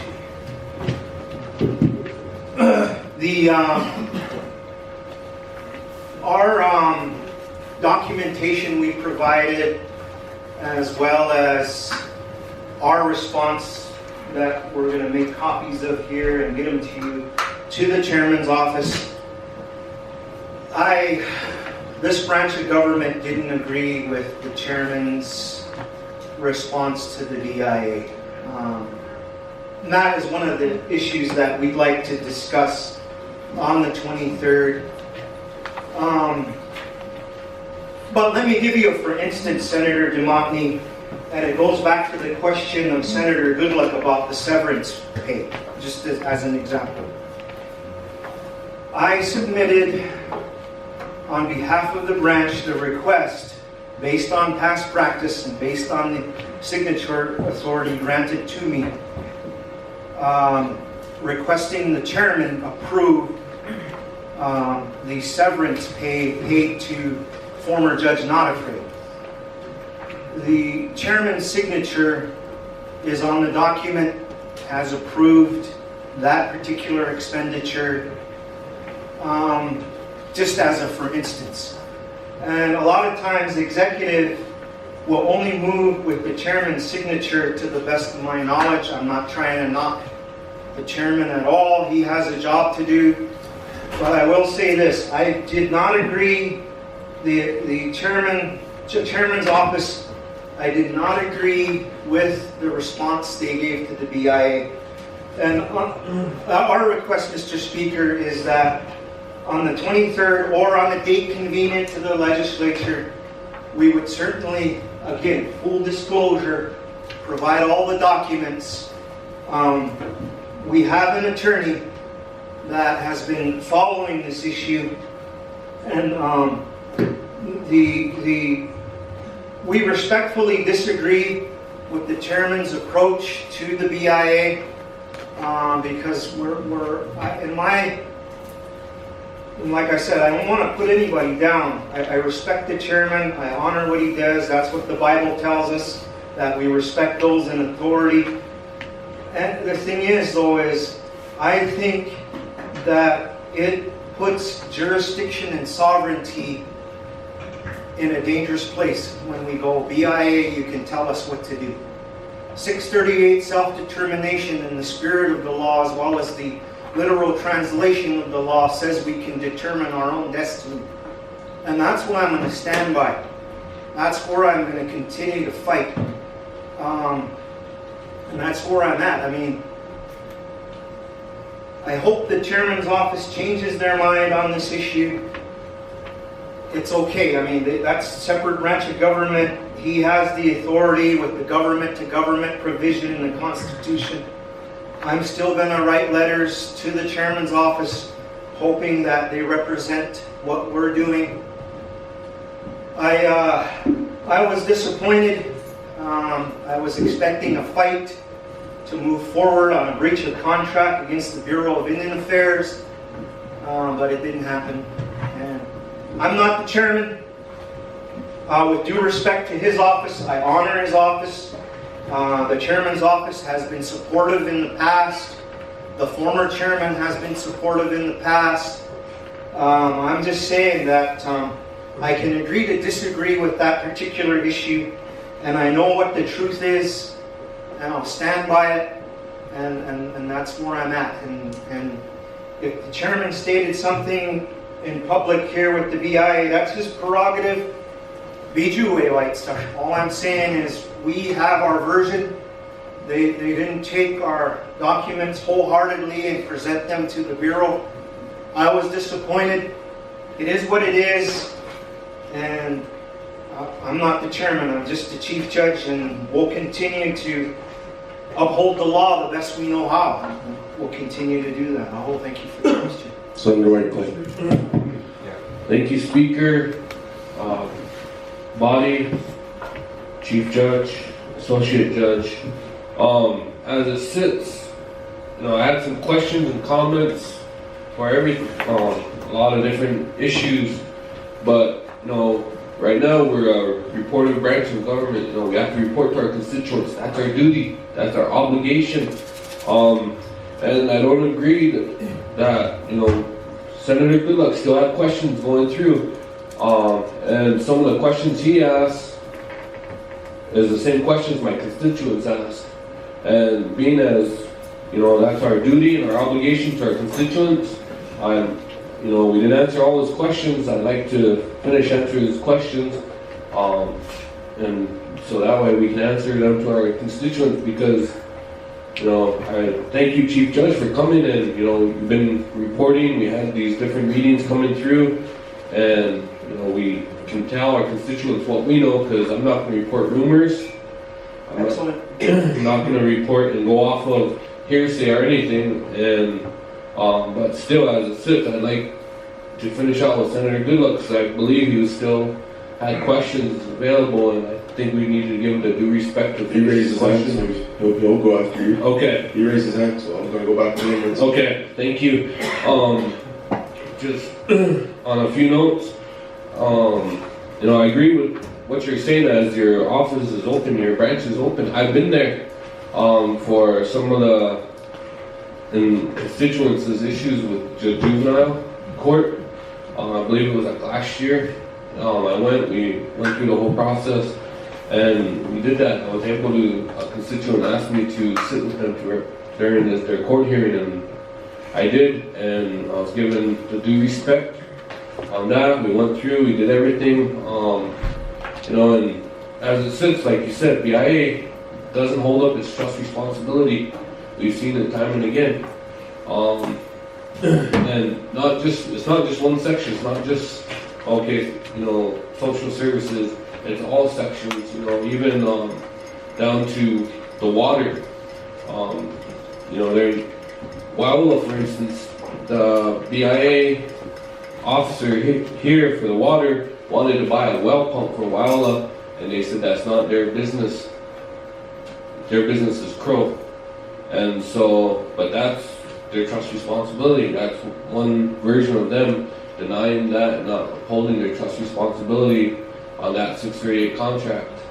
And that happens, but we hear it all from all different sections. We hear rumors, we hear this branch going this branch, but what we know is paperwork, paper trails, is facts. Dealing in facts. Last time you were here, I asked Ginger to email us and get us all the some reporting done on these different issues, because I've seen it before. Failing in the social service program. My mother has been in social service for a very long time, and what you're stating is factual. They don't show up for these Crow kids. There's no show cause. They don't believe in our jurisdictions. They don't give us the due respect on that. What it boils down to is money. These Crow kids are money in their system, and that's a sad fact, but it is. But on the same fact, we got all these issues in the paper. Constituents coming to our doors and asking us, what's going on with this, what's going on with that, and I just told them I'm not gonna, spread the rumors, keep going with the rumors. If I get it on paper, then I can provide it to them. And I've asked last time for this paperwork, and I still haven't got it. On some of the financial stuff, I know it's a term to get it together, and it's a time to get it together, but if we're provided with that information, we can provide it to our districts, and they can see it in black and white where it's at on these different issues, so that way it's not just rumors and dragging somebody's name through the mud. It's black and white, and that's what I want to deal is in factuals. And if you guys can provide that to us at the branch, we can provide it to our district, and get some clear the air. Of course. And I want to commend you on your work doing with the juveniles and how you're handling that, because it's a hard thing to do. And then with everything that's going on in the reservation, all that, I know that you don't have an easy job, but to squash the rumors that's going around, what's going on, that's still in black and white. Send us those information. Of course. Give us the paperwork, like his questions on the contractual loans, you know, just copies of those, and that way we can address these issues in our districts accordingly, and not just said, oh, he said last time, I think he said this, you know, or this person said this. Right here, it's black and white, read it yourself, go through it, and educate yourself and empower yourself. And, you know, that's, right now I'm requesting that before the 23rd, so that way we can report to our districts on this. Of course. Thank you. Thank you, Senator. Back to Senator. Thank you, Mr. Speaker, guest members, Chief Judge. My question was, when the credit card is used, is that 638 funds or is that general fund? That was my question. When you're using contract loans and all that, is that federal funds or 638 funds? Because you can scream sovereignty, but when you mess with Uncle Sam's money, then you have to report and you have to be accountable for that. So that was my question. Thank you. Sure, Mr. Speaker, members of the body, Senator Goodluck, good question. I can guarantee you that the credit card is not used for BIA funds at all. The debit card in the past that we've used is from the fines and fees from what we've collected from that and put in our bank account as authorized by this branch and signed into law by the chairman. There is no way that we can commingle or tie into federal funds with a credit card. It has to go through the requisition process, invoice, through the executive in order for those funds to be expounded through a check.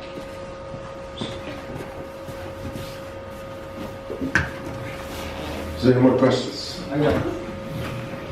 Let's Senator Brown hasn't spoken, so let's go Senator Brown, then go back to Devani. Pat, you Ginger, Stephen, what charge the look is that? Nobody drove with it. No, they want charge. What's your rate? That's a big argument. She was young, master. Charge no, they want that they were solid.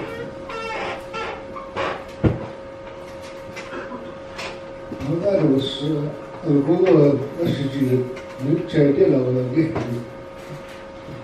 you. This was a huge couldn't go to the try. Well, I was a bowling match, get you. So, it boys a base I can start very quickly, what you can agree with much. Papa, what the busy one I done, that's it. Then, make some other master. Oh. Thank you, Senator Brown. Okro. Speaker, Secretary, Vice Chair, Senators, Michelle, Judge. In my life, I've always been a peacemaker. The reason I'm a peacemaker is because everything is flows much smoother. I look at Michelle's talents. I look at Ginger's talents. I look at Leroy's talents. We all have gifts, like I told those kids when they were here. Ilagay nawaila ahulat mashdu awaga so balu. That's a gift given from God. You know, those are talents. Instead of putting them down, we should look at working with each other. Senator DeMont, we had good concerns. We should sit down. When you guys come, we need to hash out these things, that whatever is going on, to make their job easier. You know, and well, I guess let's go with you guys, so that as you guys help people, that you in turn be blessed out. Money.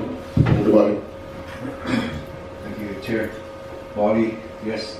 The only question I had was for you, Judge. I don't know too much about this justice bill, this justice committee, but I went through it. At one point, I sat down and I went through it a couple of days, and I just heard a lot of people's opinion and views on it, and I thought some of it needed to be amended. I thought it needed to be revisited in committee, and just a lot of things like that. I think we need to go back and amend a few things, but my question for you was, do you think this justice bill could have prevented some of this? Mr. Speaker, members of the body, Senator DeMonte, no. And I'll tell you why. The Justice Improvement Act, the spirit of it, I think it was with good intention, especially the points where the DUI law was going to be amended, as well as other things. The thing about it is, I mean, it was looking to unilaterally remove me from office, call for a special election. I mean, do I agree with that? That would be the legislature's prerogative and the chairman's prerogative, but if you're elected by the people and another branch is going to remove you, how is that progress? I know that all of us know what it's like to be challenged in our duties. In the past, when I was a legislator, they'd say, well, you guys don't deserve $16 an hour. You guys don't work in between sessions. You guys only should be paid during sessions. What do you guys do? You guys don't do anything. And well, look, because that bill was looking to strip the judicial branch of its autonomy. It was looking to appoint a board of lay people to oversee the judges and power to remove. Judge Wilson's elected, I'm elected, Judge Coversup's elected, you're elected.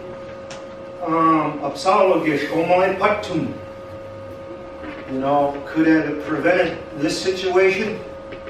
I don't think so. It probably would have made it worse in its present form. Does the law need amendments? Of course it does. I think it could be better. I mean, I expressed that concern about the DUI law. Now, how you move about to improve that is your call. You're the lawmaker, and I honor that job because I used to do it. I used to be a legislator out of Lodgegrass. And that's your purview, and then when it comes to the court, then I interpret that law. Currently, you could get technically more time for holding a can of beer than you can do drinking and driving. I mean, that's just the way the law is written. I didn't write the law per se. I think Vice Chairman, I did vote for it in 2005. Never read it, so at the time, but that was my fault. And my second term, I did a lot better with being more informed. At the time, Senator Not Afraid was on board, as well as senators that are no longer alive, and I was honored to work. And that particular bill was looking to strip us of our sovereignty, if I had anything to say to answer your question.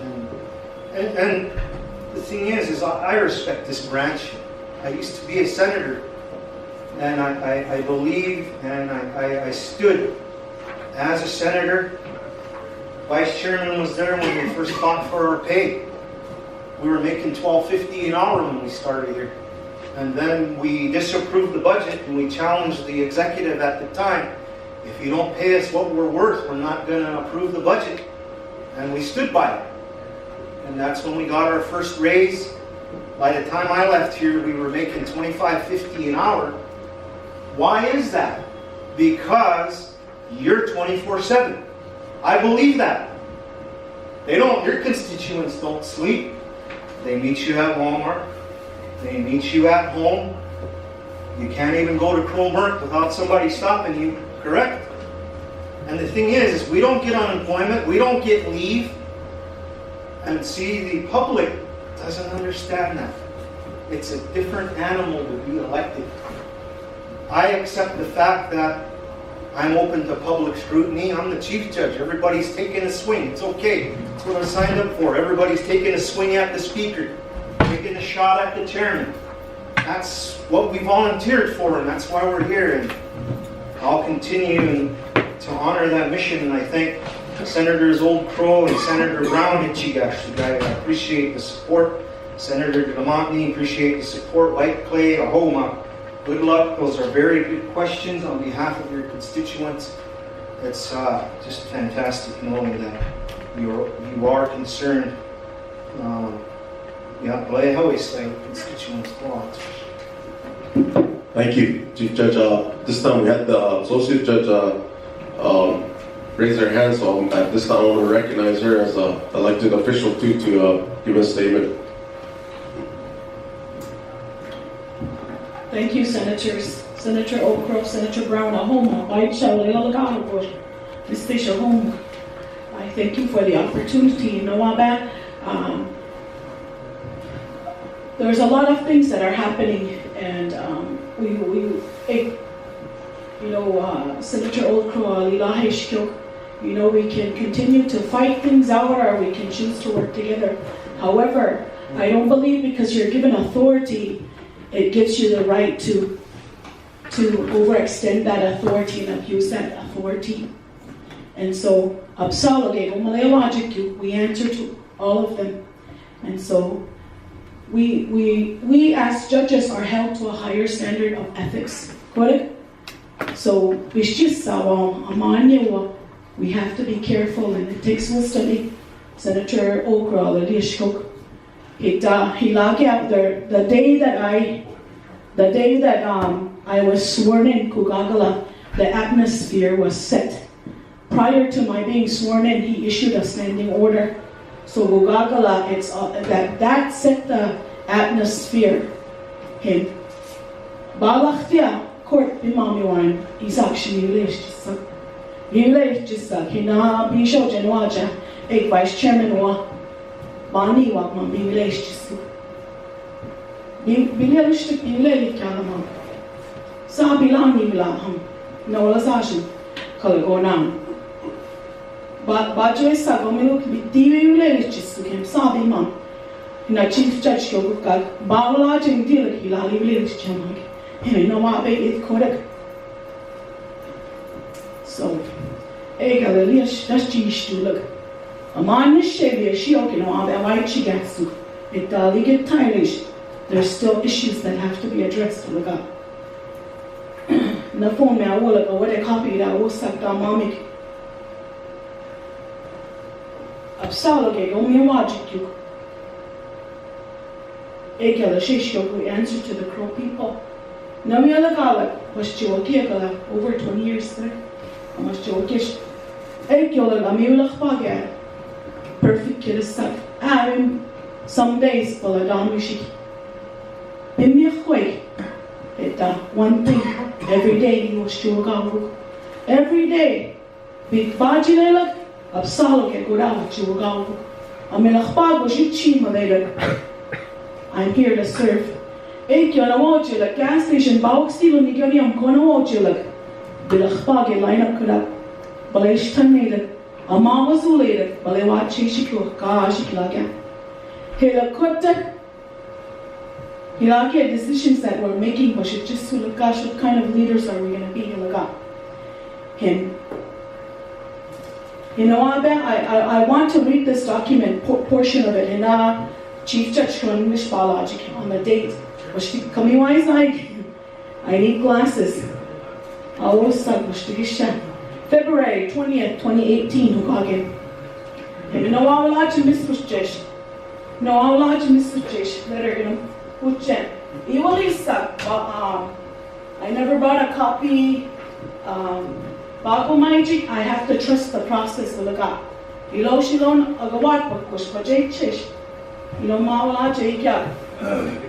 Amahilo Shikyak, by Chegolio Malid, Balisa, Pitan, Nalamami. No one called ship, letter gonna be ship, be a wajichi, be precise, just according to the Article 3, he has the authority, Chief Judge, he has the authority to, over the court schedules. Title 3, Establishment of Pro-Tribal Courts and Tribal Jurisdiction. And it lists, it's his job description. He, Title 3, Section 2A, he presides over civil criminal cases, decides these cases in a timely manner solely on the basis of law and facts. And it continues to address it, and I ask you to look at it. But in C, it says he assigns cases and other legal proceedings or matters to other tribal judges, associate, or special judges. And he supervises tribal court dockets, supervise, maintain court records regarding within the court administration. Over other judges. He's not my boss, he's not my supervisor. I don't answer to him. I answer to you, I answer to the Crow people. On the 20th of February, be a wajish jake, basically. Copy in and you be wajish jish, ego jish. I won't conship dama migina. Elakwo goresh. Be wajish kushelakwa. Since then,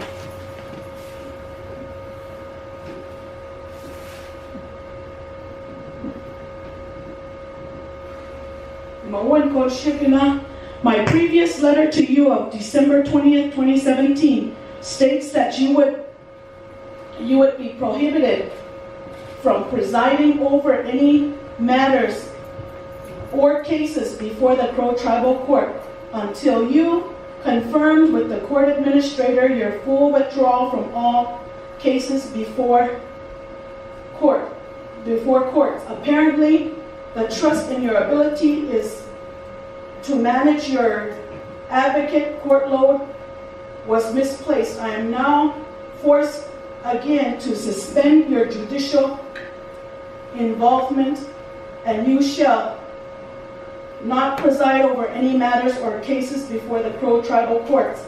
This prohibition is effective immediately and shall continue indefinitely until you provide me with.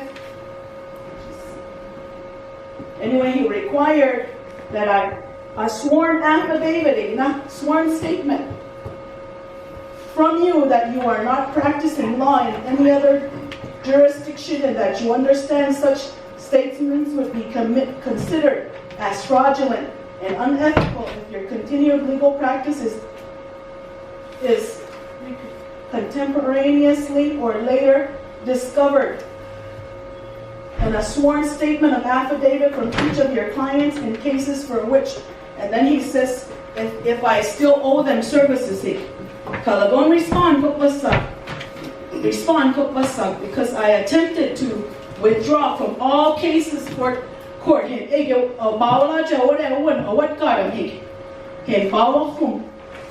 Email which is sagina.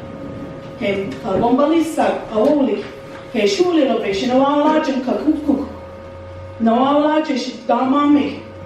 Dear Judge Wilson, this is to follow up with the request that you provide proof of your cessation of the practice of law while serving as a judge on the Crow Tribal Court. Your prohibition from presiding over any matters or cases before the Crow Tribal Court shall continue until you provide me with, 1, a sworn statement from you that you are not practicing law in any jurisdiction and that you understand such statements would be considered as fraudulent and unethical in your continued legal practice contemporaneously or later discovered. A sworn statement of affidavit from each of your clients in cases for which you served as a counsel of record on December 3rd, December 2017, stating that you have duly disengaged from legal representation and refunded to them former clients any unearned payments to the satisfaction of any fee agreement. I don't have to answer to him. Dilu, I don't practice law, and I'm not going to sign a sworn affidavit. I don't have to answer to him. I answer to you. If there's unethical actions, then I resign from those cases. so that you're aware of what's happening. Balisag, I didn't come here and I didn't tell you all these things. That I think that we have to handle business. And I see the judicial chair here, and so not only that, there's other things that are on that review that haven't been addressed. Hostile work environment, court I could go sit in there. Even conference room,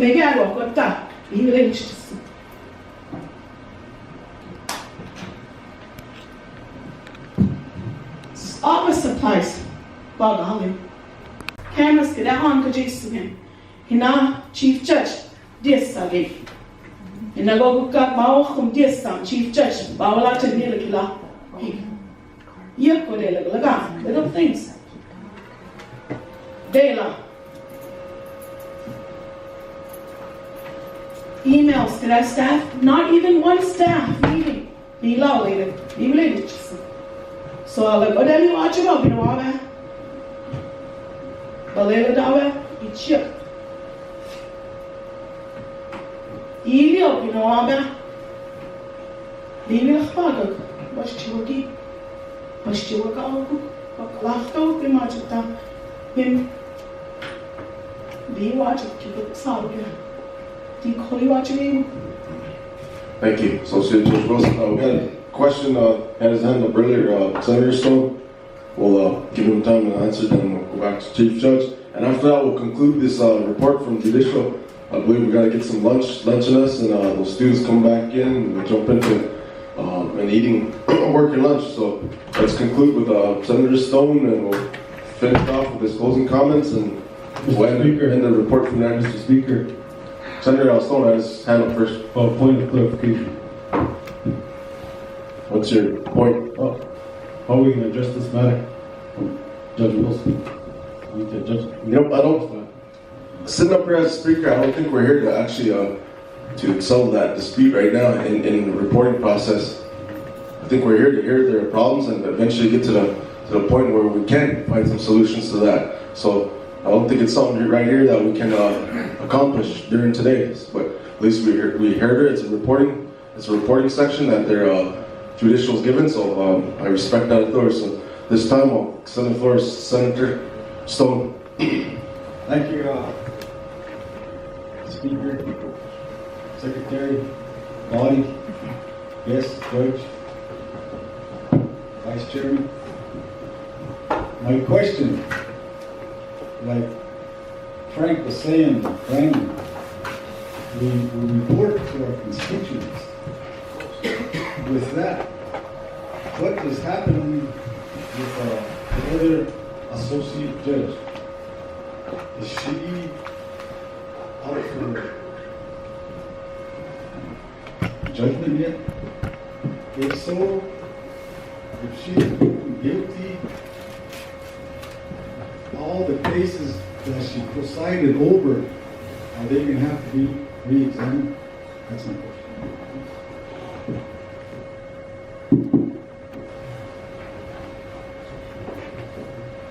The answer is, Mr. Speaker, members of the body, Senator Stone, Melbear Stone, the answer is, in one part, no.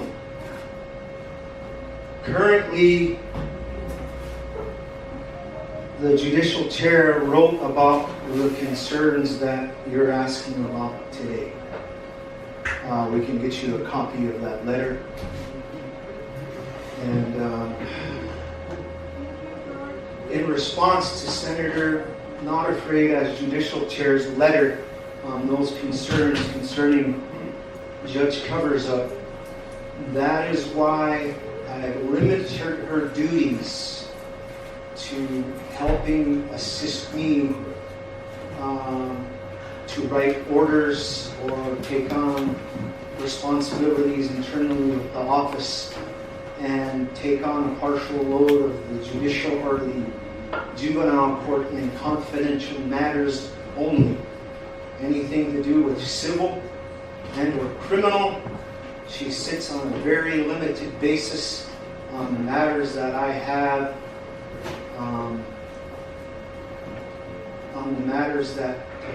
I have conflicts in. To the best of my knowledge, to answer your question with regards to where is that case, I believe, if I'm not mistaken, it's set for trial in June.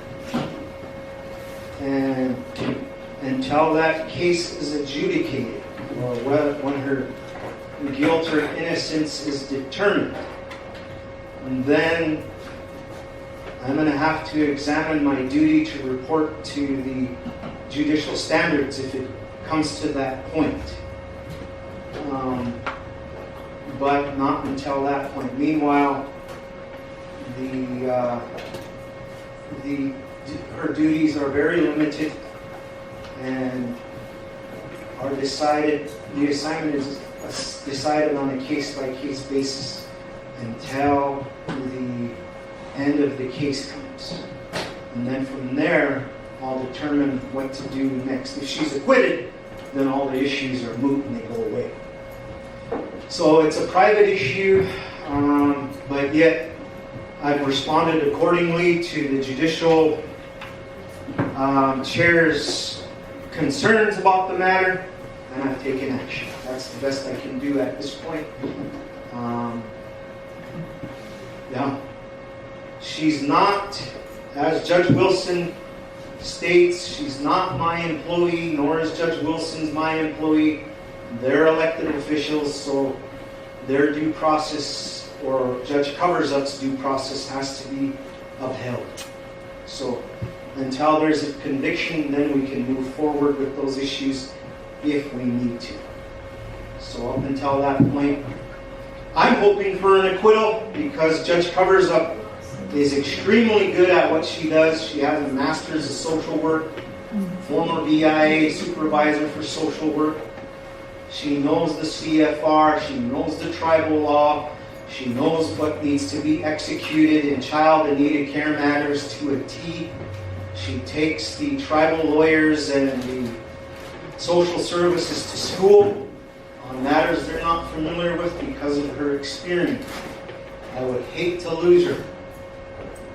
But I'm doing what the law allows me to do based on the request by Senator Not Afraid, letter written on behalf of the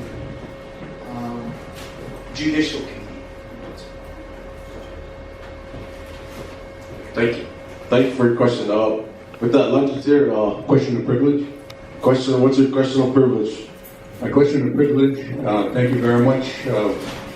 It's been expressed that the associate judge, all this information, all these documents, all these court orders, all these injunctions, affidavits, and different things, it's a violation of her elected duty as an associate judge. And right now, as a speaker, you have not assembled the Judicial Ethics Commission. Ours has a Judicial Committee. And I'm wondering when the legislature will step forward and notify the Judicial Ethics Commission on this violation against the associate judge. And if that is not going to occur, then I know that the associate judge needs to take it to federal court, Indian Court of Appeals, because your rights are being violated. I can respond to that. On the Judicial Ethics Board, we got three things that trigger that. You got your tribal CEO, you got your speaker, and you got your chief judge or his designee. Okay, so do we got a confirmed CEO? Do we? No, we don't. Okay, so we don't have a confirmed CEO yet. Plus, do we have a appellate judge? That's that question. Question of privilege. Well, let me finish answering this. Do we have an appellate judge? No. So you cannot move forward with that Judicial Ethics Board without those two functioning. If we try to move forward, there's no way. So that's your answer on that one. Question of privilege. What's your question? Has there been a judicial complaint turned in? Yes. Why were we not notified as senators? I think we've did notify the branch, we did notify Judicial Committee. I wasn't aware. A lot of guys were aware that those removal petitions were actually placed. So, but like I said, can't move forward without those two things in place. That's why we wanted to move on, confirming our CEO, and then to get that appellate judge confirmed. Now we can move forward on that judicial board. Question of privilege. Which question? Yes, I'd like to express to the associate judge, at U.S. Congress, when a process has not been followed through, then they go to federal court. And with this being the situation where the process is not complete or the process is hindering your rights as an associate judge, you need to go to federal court because your rights as an associate judge, as an elected official of the Crow Tribal Court is being violated. Thank you very much. Thank you. Closing. Chief Judge, and then we're done. We're going to close for lunch. We'll have a prayer by Senator Okro after this closing. Mr. Speaker, members of the body, with due respect to Associate Judge Wilson and due respect to this branch of government, the allegations that have been brought forth by Judge Wilson are just that today. Allegations. Unproved. I deny every statement today. Has to be proven. What I do is what I have on paper, and let me give you a for instance. She was found in violation of her ethical obligations as an advocate by the Commission on Practice. One of the orders issued on the Commission on Practice was issued on the 4th day of December 2017. The Commission on Practice, and this is on paper, this is a full investigation that I had nothing to do with. Your constituency filed complaints at the tribal court, and those matters were forwarded to the Commission on Practice. Mr. Speaker, I'll provide copies. The first judgment reads, Respondent Michelle Wilson shall, within 10 calendar days, fully refund to petitioner Michaelina Chi the amount of $200 and return all papers provided to her. Respondent Michelle Wilson shall make the above payment to petitioner through the Office of Commission on Practice in care of Kenneth Peterson. Now the order describes how Wilson accepted money and didn't provide the service, hid from her clients. That's not true. It's in writing. It's been established by the Commission. Mr. Speaker, Judge Wilson is the one that opened the door today, saying stuff about me that's untrue and unlawful in violation. Like I said, we're gonna keep the order of this up. That's my job as Speaker of the House, to keep the order of the meeting. If we can't do that, then we're just gonna end it right here. So we'll let you finish, and we're gonna end it right there. Anyway, Mr. Speaker, here are your copies. Okay. Yeah, I just find it interesting that politics play a role in the judicial branch of government. And Mazab said, as Chief Judge, it is my duty to assign cases. As President, Judge Wilson is still actively participating as a legal advocate, and under the law and in accordance with judicial ethics, I cannot assign cases until she removes herself from every case. I cannot assign those cases under the law until she provides me with documentation. Now, she stated that Ginger hasn't provided the documents to her, but a legal advocate is responsible for their own files. We're not babysitters of legal advocates. They have their own files. They know what cases they sit on. The first letter I issued to her was before inauguration. After she was inaugurated, she still was sitting on over 25 cases. and according to the judicial standards, rules that were adopted by this branch in 2005, we cannot practice law as an advocate or an attorney before any jurisdiction when we're a judge. So, in accordance with the law, I could not assign cases. I'm not at fault here. I'm not at fault here. I'm doing my job in accordance with the law. Judge Wilson, for the last month, has not sat on cases, but she continues to collect a check. You know, I mean, earning a wage without sitting on cases. Okay. Wow. Chief Judge, wow. From right there, I'll conclude this the judicial report. Like I said, we've some of the senators are old too, and they need to get food. So at this time, we'll go to Senator Oakland for a prayer for lunch. Judge Wilson needs to respond. She has a right to respond on that response. Point of order. Point of order. Senator Oakland.